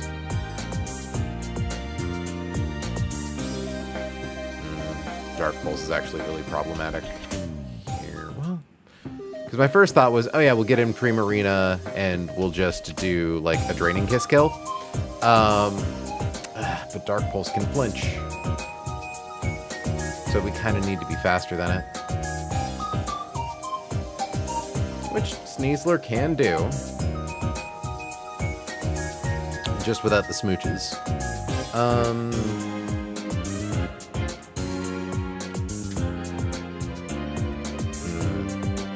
Stealth Rocks does 1/8. It becomes dubious.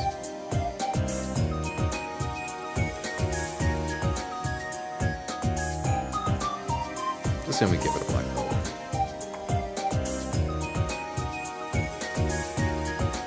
Because it can technically come in on Dragon Pulse. Do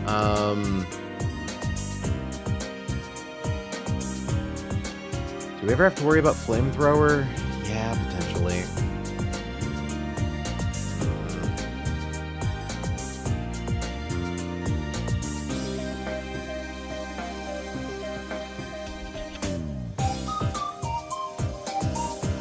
Okay, I guess Latios could just kill Gleescore. Hold on. Neutral damage queen.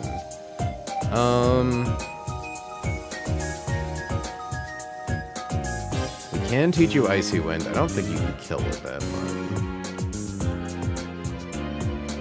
but believe it or not, you can kind of kill with it. Okay.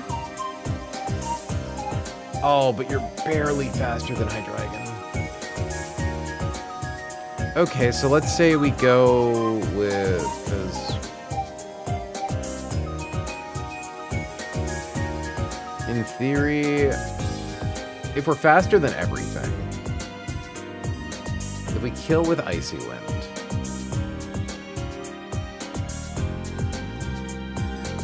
okay. If we kill with Icy Wind, Latios does threaten Chandelure with the fast KO with Draco Meteor, preventing it from coming in. We also threaten Darmanitan with fast KO, preventing it from coming in. And we threaten Heracross with a fast KO, which means it would just play down the line, right? Oh wait, no, this is if we're killing Gleescore. And yeah, we also obviously threaten Hydreigon with a fast kill. Flare Blitz, Earthquake, Headbutt, Rock Slide. The most damage we could take is 0. So it'd be just Light Orb. so we know it would always be going for flare.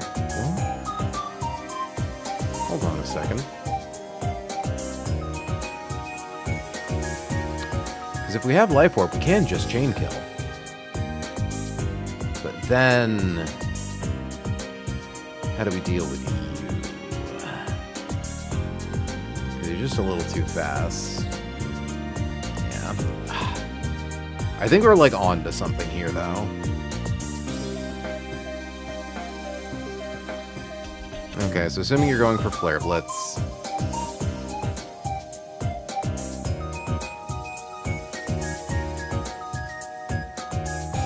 You know, I always forget that Darmanitan is a pure fire type.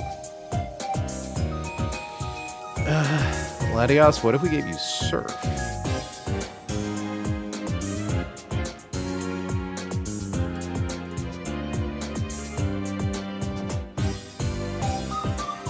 With choice specs. Wait, hold on. Can you learn Surf? I don't even know if you can learn Surf. You can learn Surf. Wait, hold on. Because again, we have choice specs. We haven't dropped our stats. We kill Gleescore. We show fast kill to Heracross. Fast kill to Hydreigon. Fast kill to Chandelure. Fast kill to Darmanitan. Darmanitan, so we swap it on Gleescore, we kill it with Surf. In comes Darmanitan, who we kill with Surf. In comes Chandelure, who we kill with Surf. In comes Hydreigon, who I think can click Nasty Plot. I mean, we could pre-damage ourselves into Dragon Pulse range so we can't click Nasty Plot, but like, you can click Nasty Plot, but it's either Nasty Plot or Dragon Pulse. Which at that point is a free swap to, yeah, just someone who can... Okay, bug fighting type. Like, okay, let's assume, yeah, we bring Sneasler in on Hydreigon. We take Stealth Rock's chip. We take Dragon Pulse damage. We know we're not taking Flamethrower. We kill with close combat. In comes Heracross. It's Heracross standard. I mean... There's no way Aerial, because it's really bulky. Damn, though. Wait, hold on. It's kind of crazy that you do that much damage.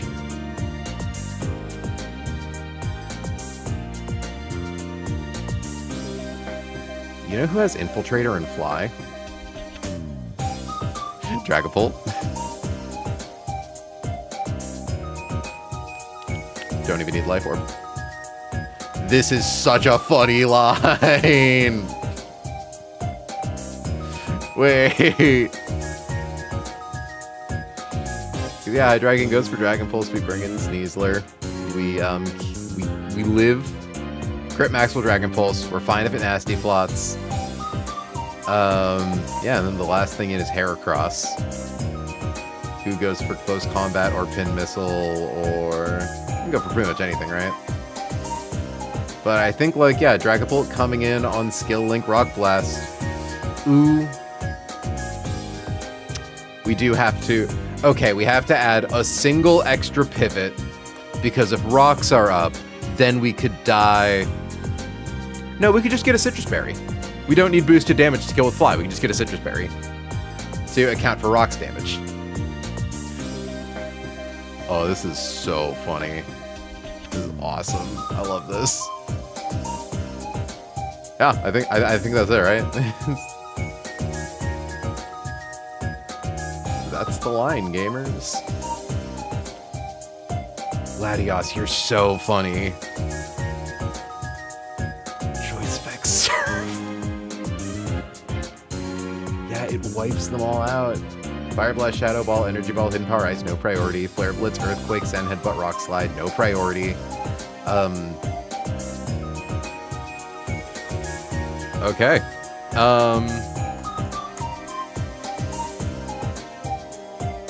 I'm realizing also, Sneasler, you can probably, like, you don't need Black Belt to kill. You can also just have, like, a Citrus Berry. You get the kill no matter what.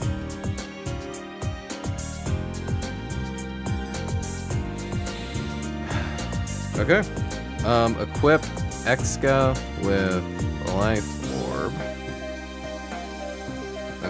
equip equip Laddie with choice specs. Equip Snee with citrus berry. Equip Pult with citrus berry. I don't think we need to do any pre-damage.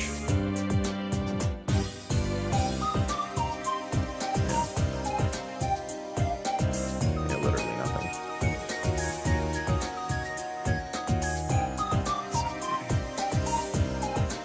Oh, this is gonna be my favorite line in all of Victory Road.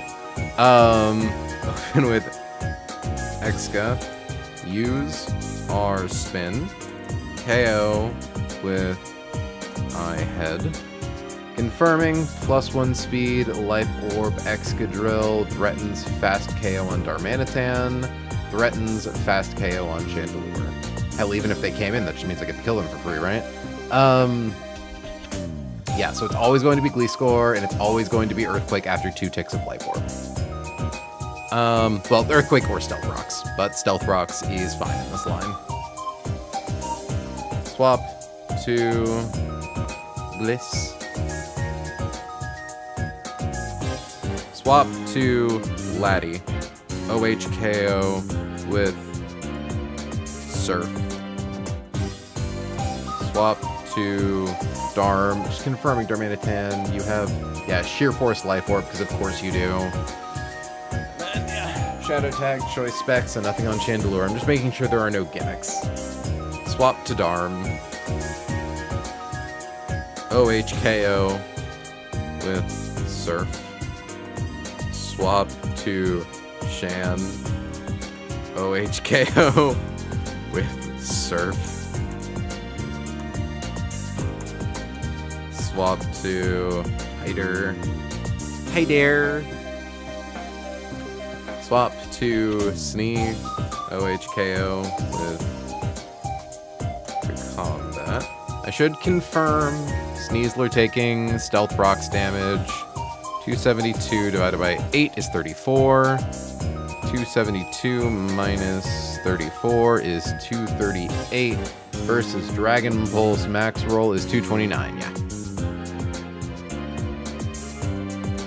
Swap to Hair, just H-E-R-R. H-E-R-A, swap to Hera.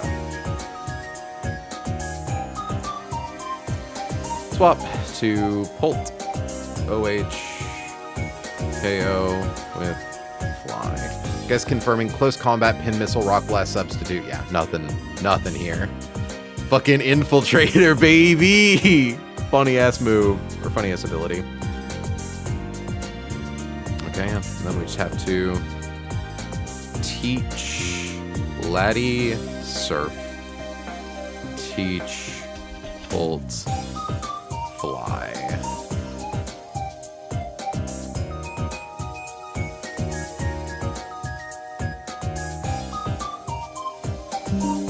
Oop, I don't want to open Microsoft Teams. Get out of here. Oh, I'm going to share this in Discord. Awesome Victory Road line.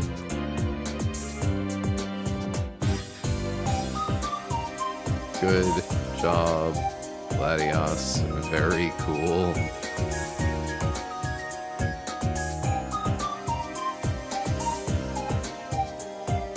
Open slur. You know, I never quite processed. We always joke about the slur, as in like Sneasler. I hadn't considered that Slurpuff is just the slur.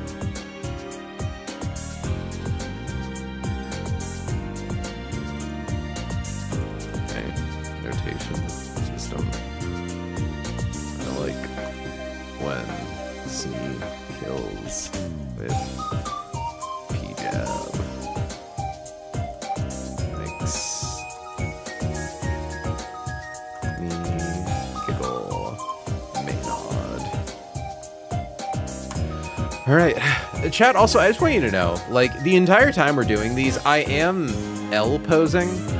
Like, I'm sitting in my chair with, like, I'm crisscross applesauce, my knee up to my chest, my elbow on my knee for support. It's an awesome time. Alright. No, like, special gimmicks to any of these, right? Like, there is an ice room, but I don't think any of the fights in the ice room are actually, like, that bad. Oh, I'm so glad that I just get to trounce a Shadow Tag Pokemon, though. Those guys are so fucking annoying. Okay. Boom. Cool Trainer, Spectre. Oh, not a Starmie. Okay, number one goal is to get that Starmie dead as soon as possible. Gluttony, Custat Berry. Okay, this is fine. Just fucking one-tap you with close combat. We don't even need to boost Sneasler to one-tap you with close combat. That's awesome. And then, like, can we just get Starmie in for... Perfect. Okay, the problem is that it thinks it has Analytic. And we're dropping our defense. And our Spadef. Assault Vest? Assault Vest Sneasler to always bait Psychic?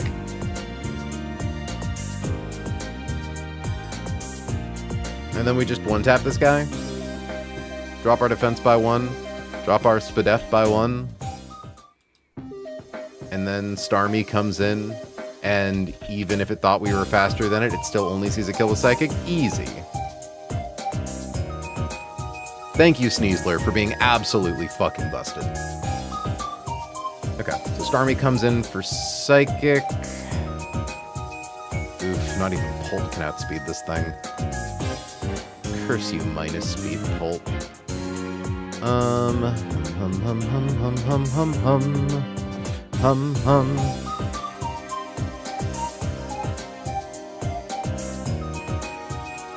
I mean, Houndoom probably doesn't kill this thing with Sucker Punch, right? Yeah.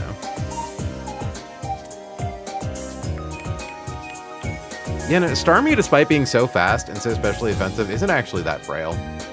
Actually, Starmie isn't even that specially offensive. It's just, like, 100. Okay, so... the play is presumably Greninja, right? Can Greninja even kill? Oh, that's really annoying.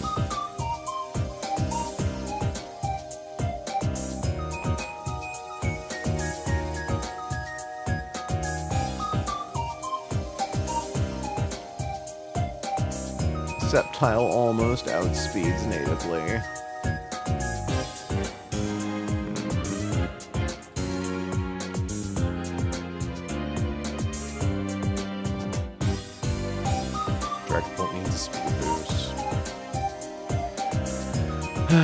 Okay, let's look at other options. Let's see what happens if Urshifu KOs Snorlax. We just gotta give it like a black belt.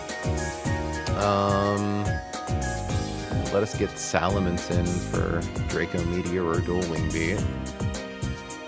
I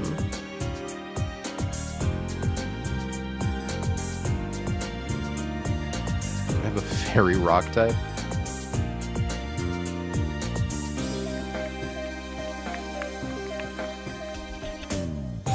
Can't give Urshifu an Assault Vest to get around Draco. I don't think I really like that. Okay, what about Lucario? What if you killed Snorlax with, like, Life Orb? Oh, then it's Earthquake from Salamence. That's actually really good. Yeah. Life Orb. Export. Import. We outspeed Snorlax, we one-tap with close combat, which means defenses go down. Shit. Oh, that was almost really nice.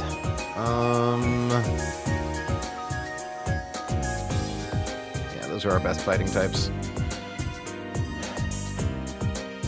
I don't think Lopunny's gonna be doing a whole lot with Rock Smash.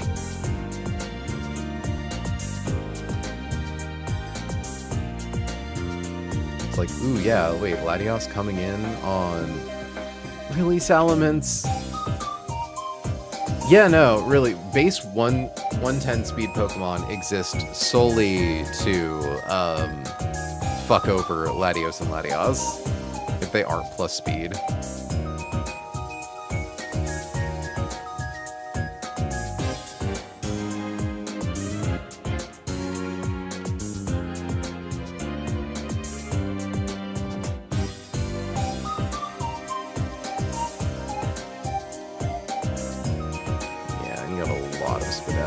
So you're not dying to Draco Meteor. Okay. Let's just go back to doing it with our Shifu, who notably also does take defense drops, but it's still only Draco or Duel.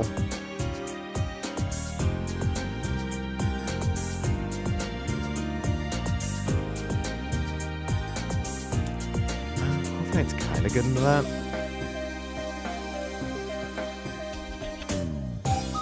I don't know how I feel about sending in Corviknight just to blank those, though. Excadrill?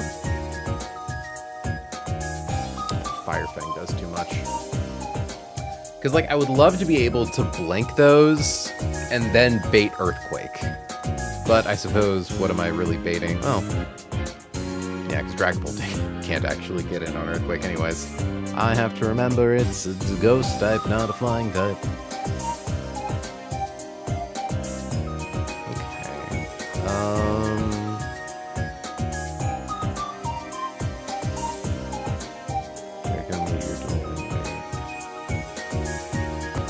Let's go back to the Sneasler line. I do like the simplicity of the Sneasler one-tap.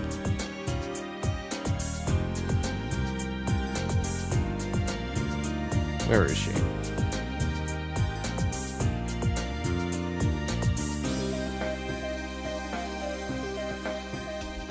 Self-destruct, Earthquake, Counter Crunch. Yeah, that's a bit too dangerous. Hydro Pump, Psychic, Meteor Beam, Ice Beam. The important thing is that it doesn't see a kill with Meteor Beam.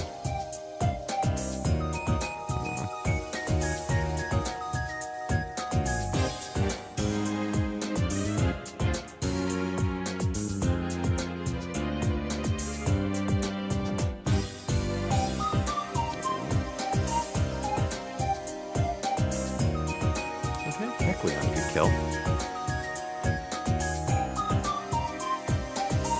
Swaps in on the Psychic. I don't know if it gets... I'm suddenly wondering, does it get the analytic boost? If I, like, swap in? Yeah, it does, doesn't it? And if it were to go to... Yeah, okay, so this doesn't work. Because if we came in on analytic boosted Psychic and it crit, and then we had Life Orb. Ugh. God, I hate analytic.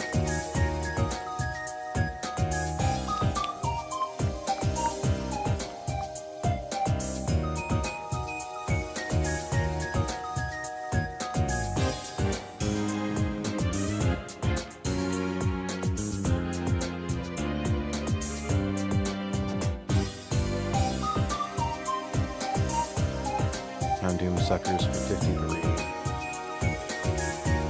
We're definitely always baiting Hydro Pump. No, I think we're also baiting Meteor Beam, actually. I mean, we can take advantage of baiting Meteor Beam. Right? Like, if we set Sneasler's HP down to Meteor Beam range, then it's forced to Meteor Beam.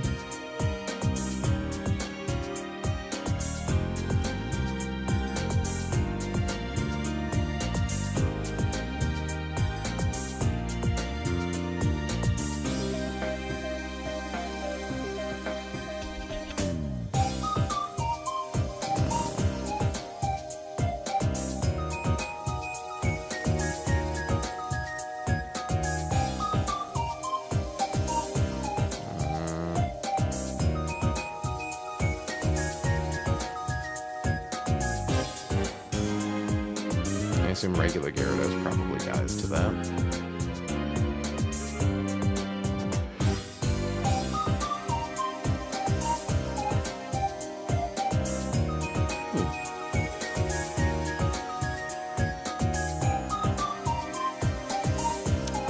hit in Hisuian Electrode. No, that's Life Orb with Thunder. That wouldn't do anything.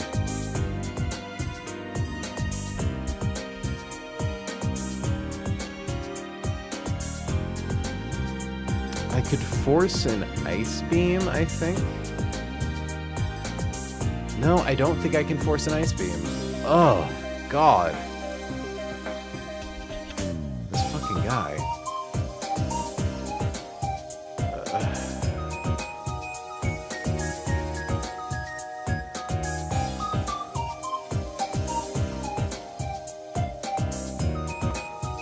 Interesting. Okay, that's considered to have the boost. Which means... Okay, we can get it with Choice Scarf Sceptile. Because it's currently running Calcs, assuming it gets the analytic boost.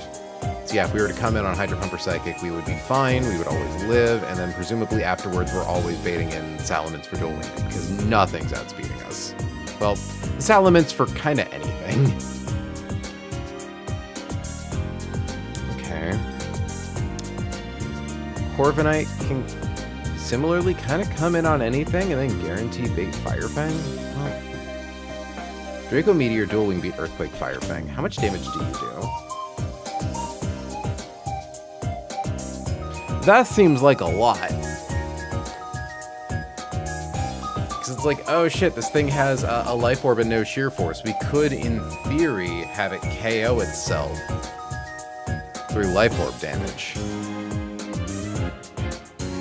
Unfortunately, we needed to get off at least one successful Draco Meteor for that to work.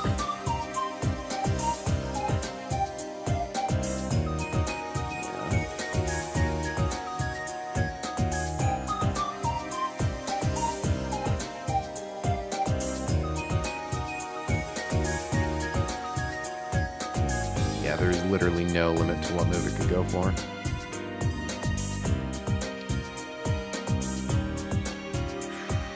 I don't hate the idea of Granbull and we just risk crit death.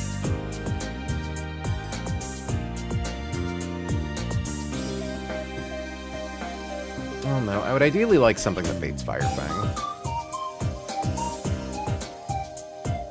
I could also just sack my own Salamence into it. Or my Frostlass. Frostlass is probably more useless. Because if I'm doing a sack, then I can get in a guy who can probably kill this Chet for free. Yeah, Sneasler with Ice Punch, outspeed Salamence and kills. Okay. Salamence comes out, Sneasler hits the field. Gets sacked. Or, Frostlass hits the field, is sacked, brings in Sneasler with Ice Punch, one-tap Salamence.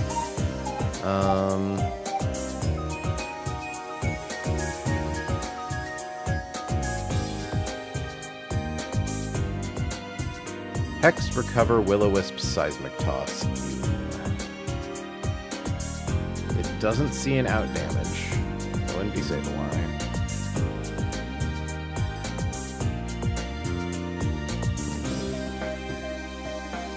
Oh, I hate Cosmic Power. So the nice thing is that Knockoff gets rid of Weakness Policy before Weakness Policy goes up, but that's still...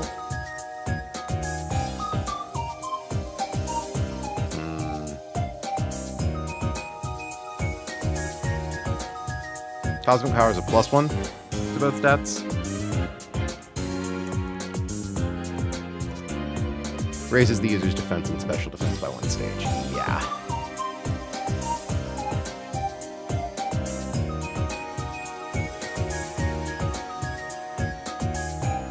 I mean, all I need is choice specs, right?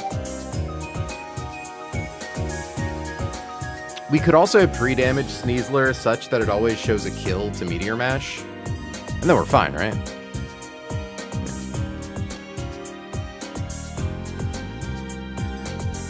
Does seem like a free and easy swap to Blaziken, who then kills with Overheat. Who 2 even after the Spadef drop threatens Focus Sash, so Breloom does not think it gets fast killed. So it's probably... Yeah, Breloom would see a kill with close combat. Which is Mach Punch, Bullet Seed, Rock Tomb. Okay.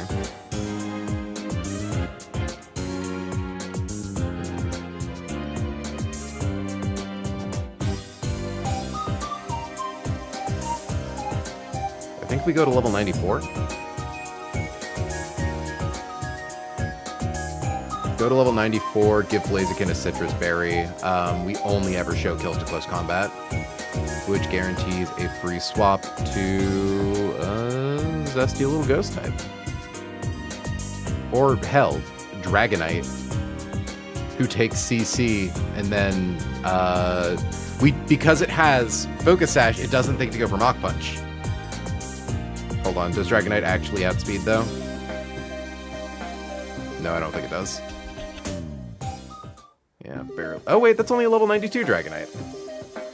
That's right, because the ratio gets worse, so even though we're only 10 base stats above it. Okay. Dragonite comes in on close combat, kills with dual Wing Beat. Hex, Recover, Will-O-Wisp, Seismic Toss.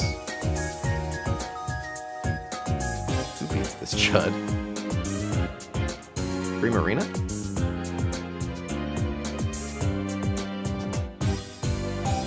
Yeah, because Primarina can one-tap it.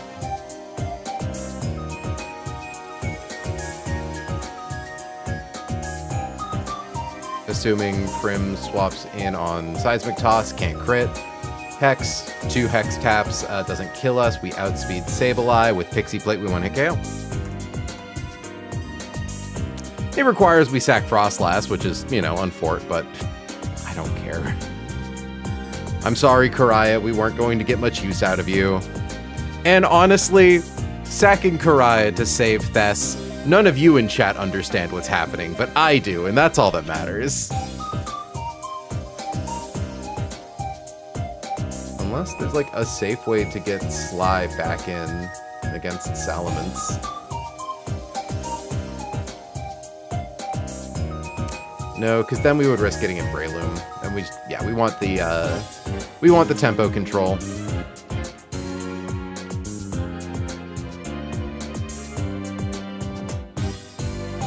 then Breloom thinks we can't kill it, so it thinks it can kill us, so it comes in for CC into Dragonite. Nice. Okay, so level up Blaz to 94. Level up Drag. Wait, does Blaziken even outspeed Metagross? Yeah. Thank you, plus speed Blaziken. Thank you, plus speed Blaziken. You're really fucking cool. Everyone say thank you, Biggie Feet. Level up Drag to 93.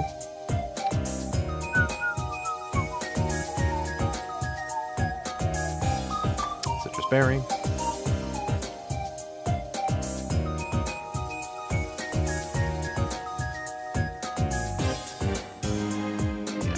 Because as long as Blaziken is at level 94, Breloom never sees a kill with Rock Tomb, so he doesn't think to go for it for the speed lowering effect. It's always close combat. Yeah.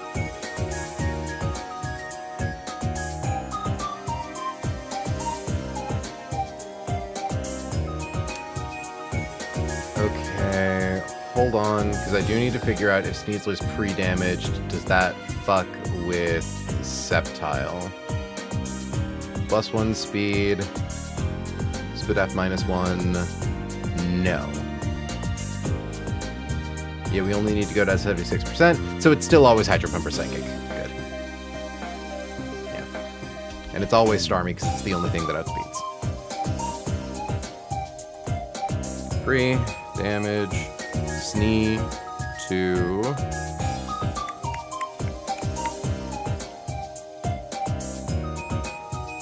207.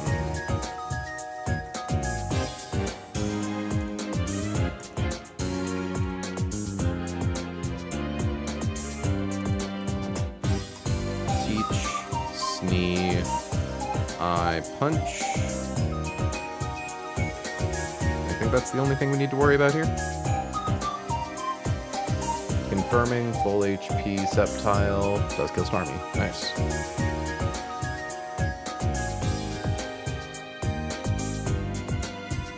Okay. Equip Snee with... Yeah, it kind of doesn't matter. Yeah, we kill Salamence easy either way. Same for Snorlax. Yeah, just do Expert Belt.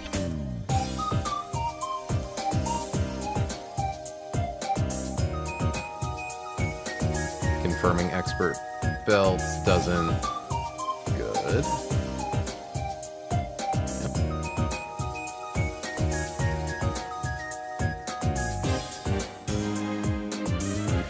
Equip Sep with Choice Scarf.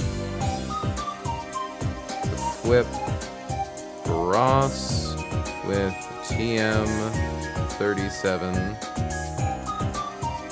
Equip Laz with Citrus Berry. Equip Drag with Citrus Berry. Equip Prim with Pixie Plate. Open with Snee. OHKO with the Combat.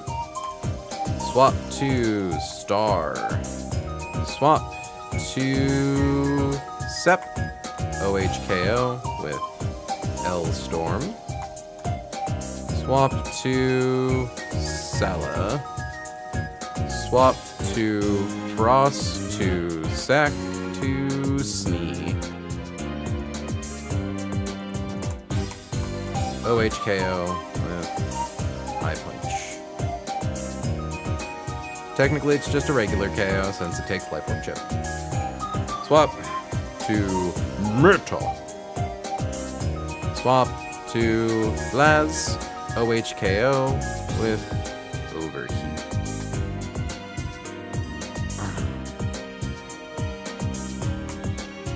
Swap to Brel.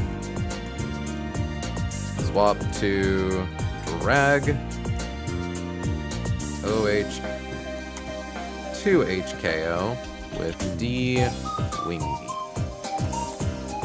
Swap to Sabble. Is it just SABL? Yeah. Swap to Prim. Confirming Pixie Plate kills. Pixie Plate kills.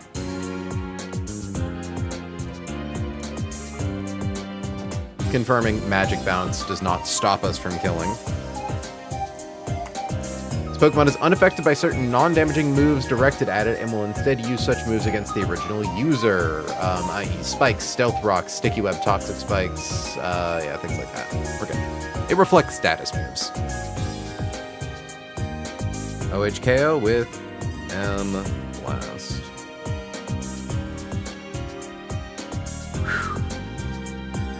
That's fight 11 down.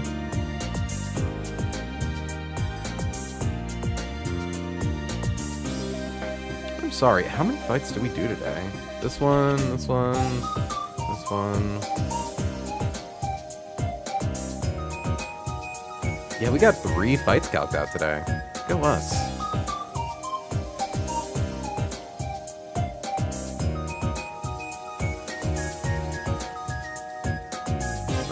I hear Cool Trainer Edgar is a demon.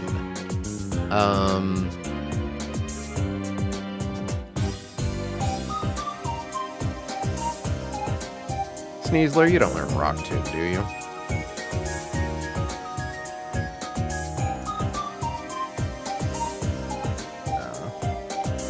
But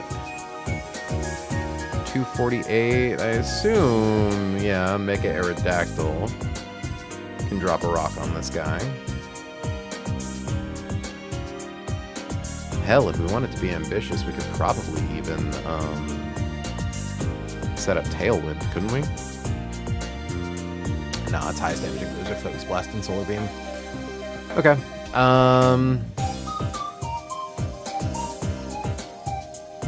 So we could use our Mega Evolution, or we could just do like Choice Scarf, Arcanine, Rock Slide. Either way, sets up Sun. We will assume we're using this guy. It's probably Rhyperior in second.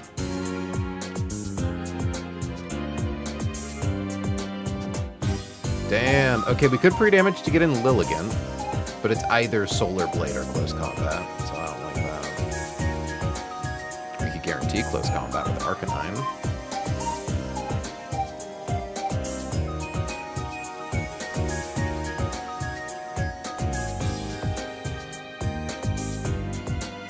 Having a Sun-based Alolan Ninetales is crazy. Moonblast, Freeze Dry, Nasty Plotlet of all. Yeah, Outspeed and threaten to KO.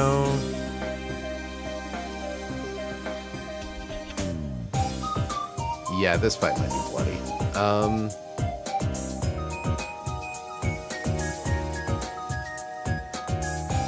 I mean... Okay, what happens if we set up Tailwind? Because then we're faster than everything. So it would be Rhyperior for either Head Smash or Heat Crash, or Stealth Rocks. I think we'd prefer not to have to deal with that.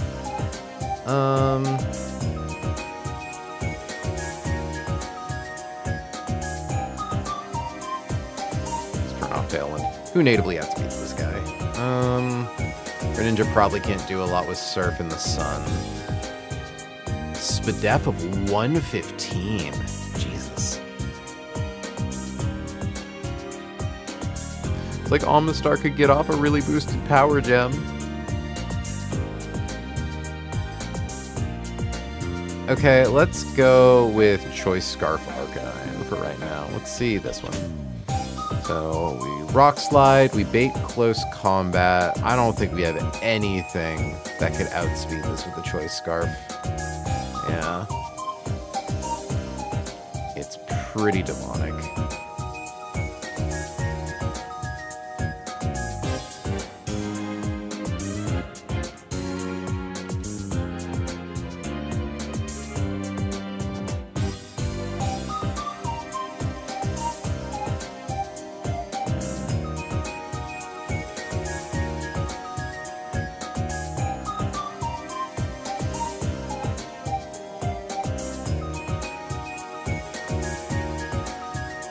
Like, okay, if it goes for Close Combat, it does at least drop its defenses by 1 each. But I don't think we're going to be able to, like, kill it with Extreme Speed or something.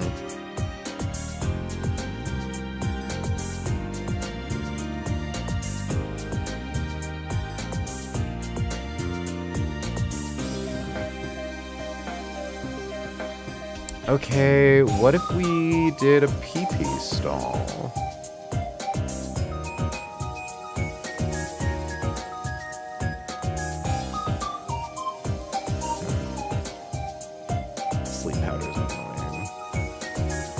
Solar Blade does too much to Togi. So I was like, ooh, we could send Acrobatics into Togi and then Close Combat into Dragapults. Though, I mean...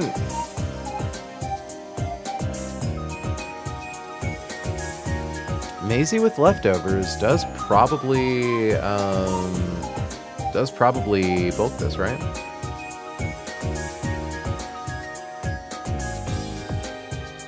Like, we gotta make sure whatever ghost type we're sending in, but once...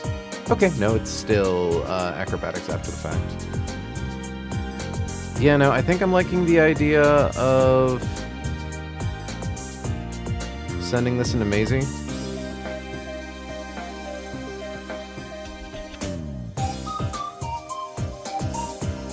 Hi, Rob Boss. Welcome to stream.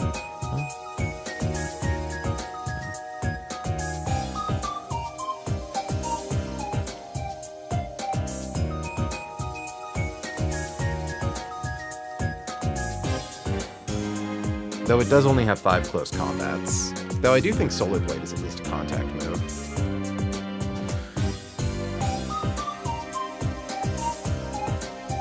It is. Okay.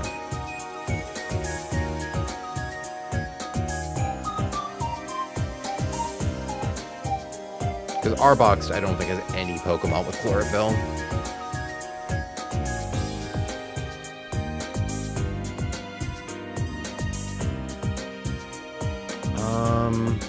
Where's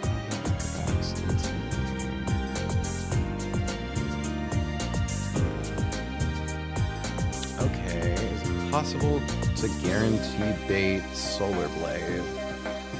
I'm like, we could use Salamence to get Intims off and then swap into a Shell Armor guy.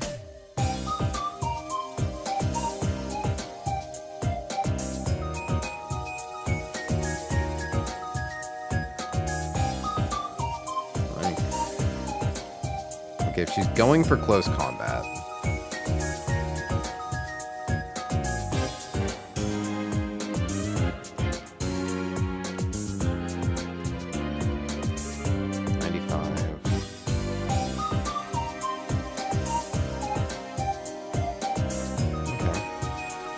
Go to like pre-burned Turtonator, which is allowed because of Flame Orb.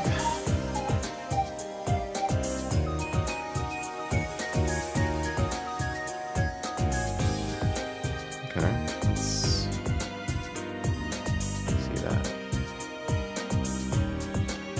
Because then at attack at -1, yeah, when's that E4? We're getting there slowly but surely. We're Calc and Victory Road fights. We're getting there. Turtonator beats Lilligant, and baits in Rhyperior for fast kill on, I think, everything but Heat Crash. Assuming we pre-burn Turtonator and give it like a Citrus Berry.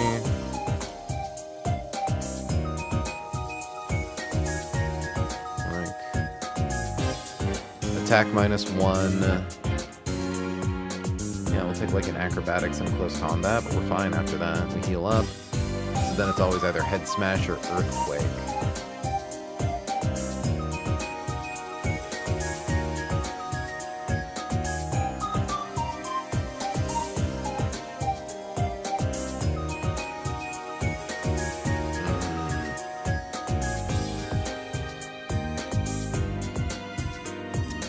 Hold on, does Urshifu swap into those?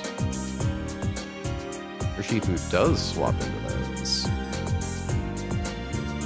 But it needs something stronger than Surging Strikes. Or just anything with a grass move.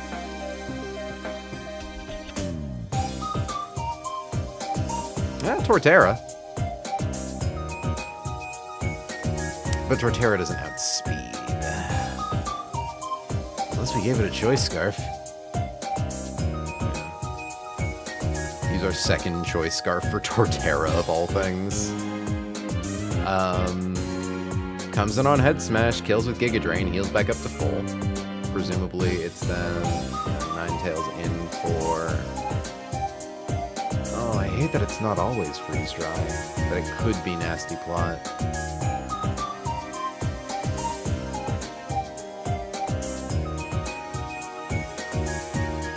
So, I will say the nice thing actually... No, that's totally fine. Focus Sash, fuck. I think that's still totally fine, right? Moonblast, Freeze Dry, Weather Ball. Like, we swap back to Arcanine. If it freezes us with Freeze Dry, we just Choice Lock ourselves into Flare Blitz. We get hit once, shame on us. We get hit twice, boo-hoo, you're dead. Okay.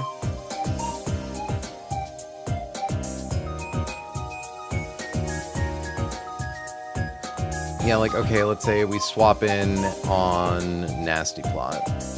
Special attack goes to +2. It goes for Moonblast on the turn we hit with the first Flare Blitz. We take like 50%. And then on the second turn we kill it. Because we outspeed. Yeah, that's not too bad. Moonblast only drops our special attack. And again, if Freeze Dry freezes us, which can't happen because we're in the sun, we can just Flare Blitz. Yeah. Easy.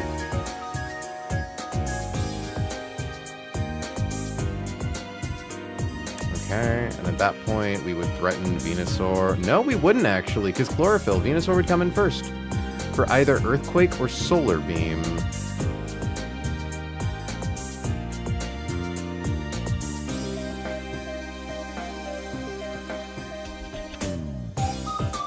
Fuck, Salamence kind of kills this guy, doesn't he?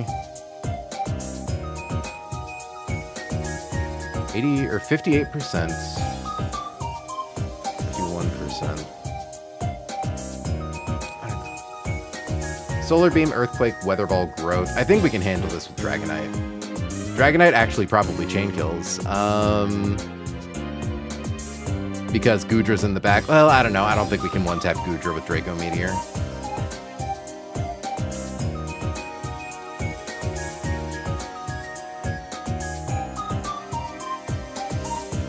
Yeah, like, it's not fast, but, like... Well, actually, at 95, with Sharp Beak, is that a KO? Sharp Beak Dual Wing Beat does one-hit KO. Yeah. Dragon Pulse, Earthquake, Weather Ball, counter. Interesting. Ah, Soul Fest. Okay.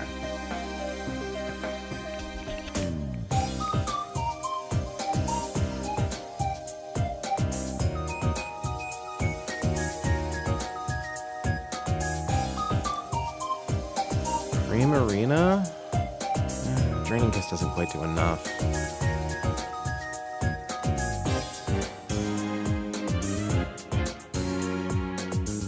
Slowbro wins? It has no way of regaining HP. All of our damage is special. But regular Slowbro walk... No? Well, yeah, no, because if it gets crit by Dragon Pulse, we're in a bad sitch. Torterra's at full HP, though. Okay, let's assume Dragonite, because it would be Solar Beam or Earthquake. So assuming Dragonite comes in, takes a Solar Beam, and then takes Critical Hit Max Roll Weather Ball at level 95.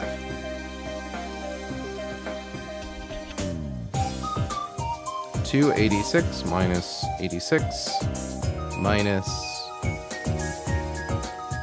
144. Brings us down to 56. That would be weather balling range. Dragon Pool, yeah, it's basically guaranteed PD Pulse. Because we need Sharp Beak to get the KO. Unless we used someone else to get the kill.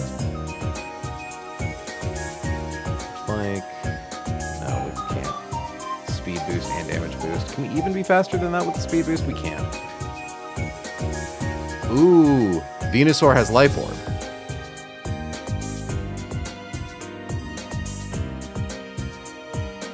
Venusaur has Life Orb. Which means, at level 95, we always threaten a one-hit KO with Dual Wing Beat. But if we come in on if we fail to kill with Dual Wing Beat, we can just get it with Extreme Speed. Yeah. We can give it a Citrus Berry. We just give it a Citrus Berry. Okay. Hold up. Because, yeah, Dragonite has a Citrus Berry. Let's assume we come in on Earthquakes. If Venusaur is still at full HP, we're still at full HP. We click Dual Wing Beat, we fail to find KO. We take a Weather Ball, crit max roll, or barely under, and then we go in for the kill with E-Speed. Yeah, we're fine. Now, assuming we come in on a Solar Beam. Yeah, if we just get double crit. Okay, what's our max HP divided by 4? 286 divided by 4 is 71. So we heal for 71, which should take us well outside of Weather Ball range. Yeah, which means we're always baiting either Dragon Pulse or counter. I think probably always Dragon Pulse. I think we're always down to 204, which means Primarina with choice specs clears, I think? Hold on.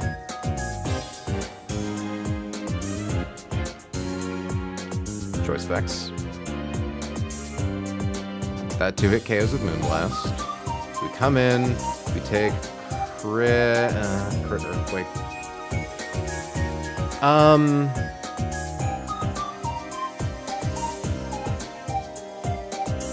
But if we take critical hit max roll Earthquake,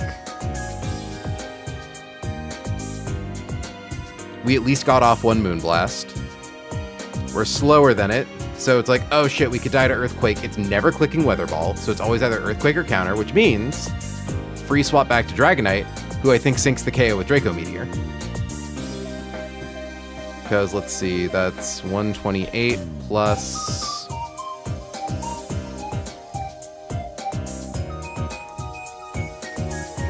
$176. Comes to 304. 302 HP, baby.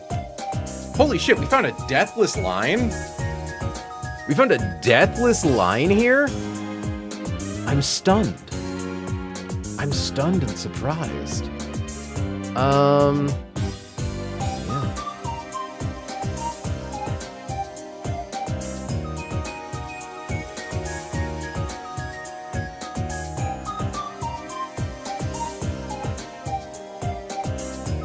I'm like, do I even need to worry about sleep powder here? And no, I don't think I do.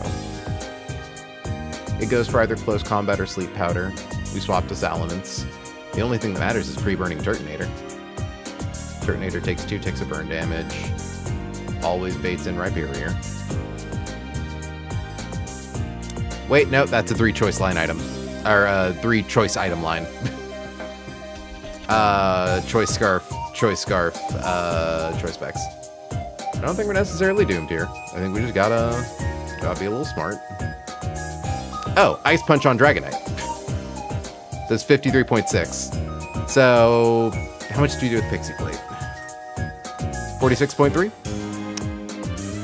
140 plus 162. I think that's exact lethal. 302? Yeah, nice. Okay.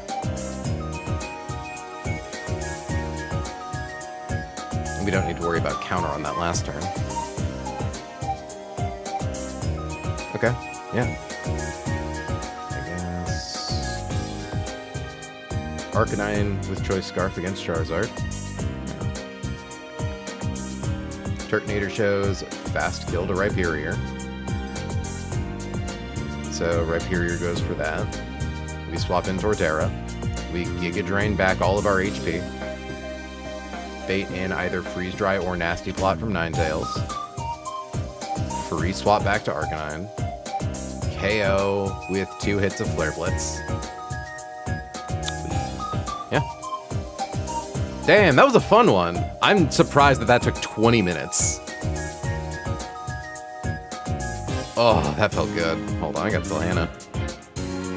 Calced the Sun team in literally 20 minutes. Okay. So yeah, let's get this written down, and then we can call it.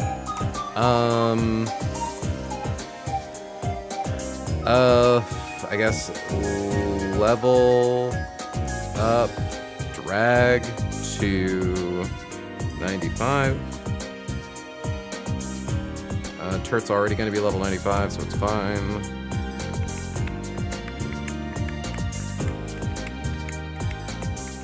Can he crash burn? No, it can't. No. That's cool, actually. We don't even care if it clicks Heat Crash. Awesome. A rare Choice Scarf Torterra moment.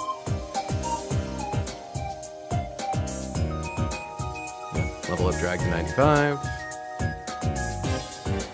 Level... no, that's it. Oh no, level up Salamence. Sala to 95. Level up drag to 95. Teach. Drag. I punch.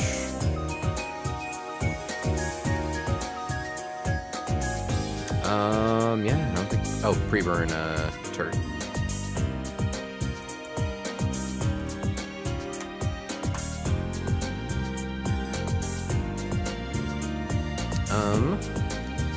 Equip Arca. No, that's not bold.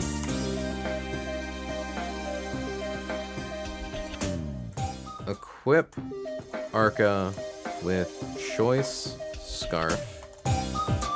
Equip Sala with, I don't know, like a citrus berry. Confirming. Yeah, we don't care about Lilligant actually getting off the close combat for the defense drops. Turtonator in the sun kills with overheat pretty easily. Yeah, we just need to worry about the attack drop.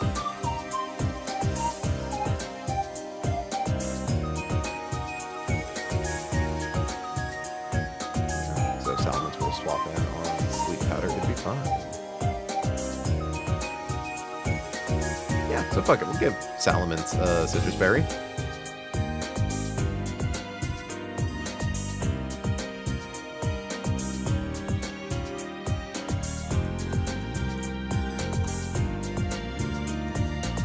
Equip Turt with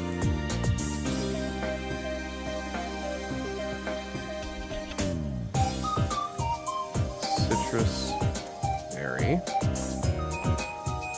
Equip Tort with Choice Scarf. Equip Drag with Citrus Berry. Equip Prim with Pixie Plate. Hold on, were those numbers with Pixie Plate? I'm pretty sure they were.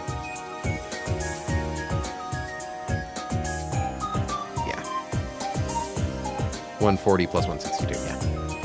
Nice.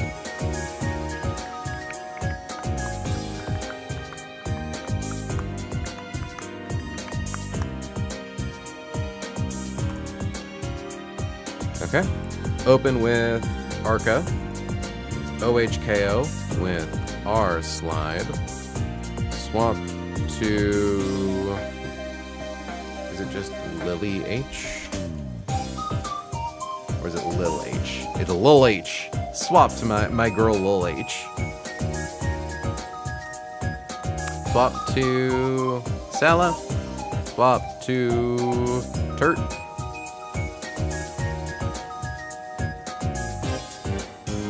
OHKO with Overheats. Confirming Turtonator from any amount of HP. Shows a kill to Rhyperior. Yup. Slower, so it's always that overstrucks. Swap to RHYP. Swap to Tort OHKO with G-Drain. Swap to 9A. Swap to Arca. 2-hit KO with F Blitz. Swap to Venu. Swap to Drag. Use the Wing Beat. KO with E-Speed.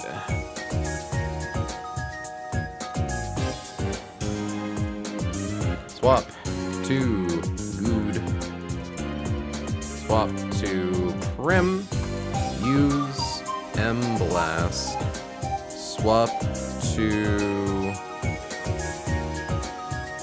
See, what's really funny is technically it can click counter against Primarina if it wants to, because we have flip turn. Swap to Drag. KO with I Punch. Nice! Okay, 3 fights left to Calc and Victory Road. We're doing great, honestly.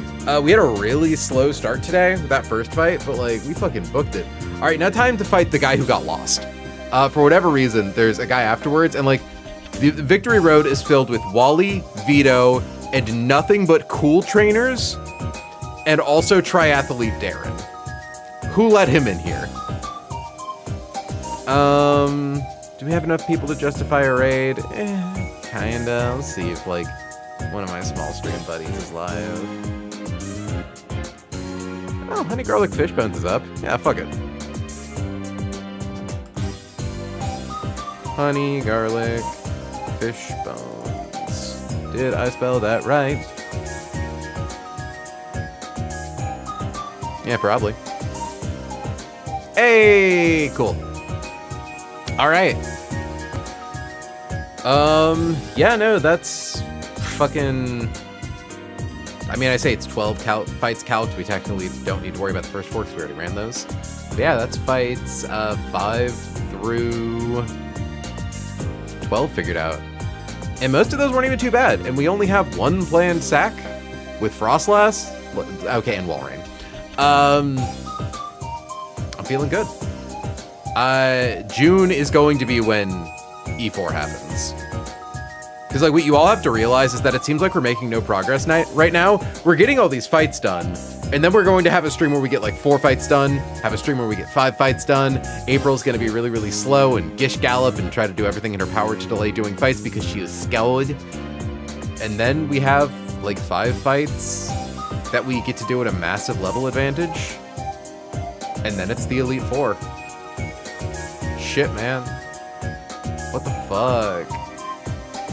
Still got a Calc Veto, though. That is a boss fight, so it could be real tough, but we'll see.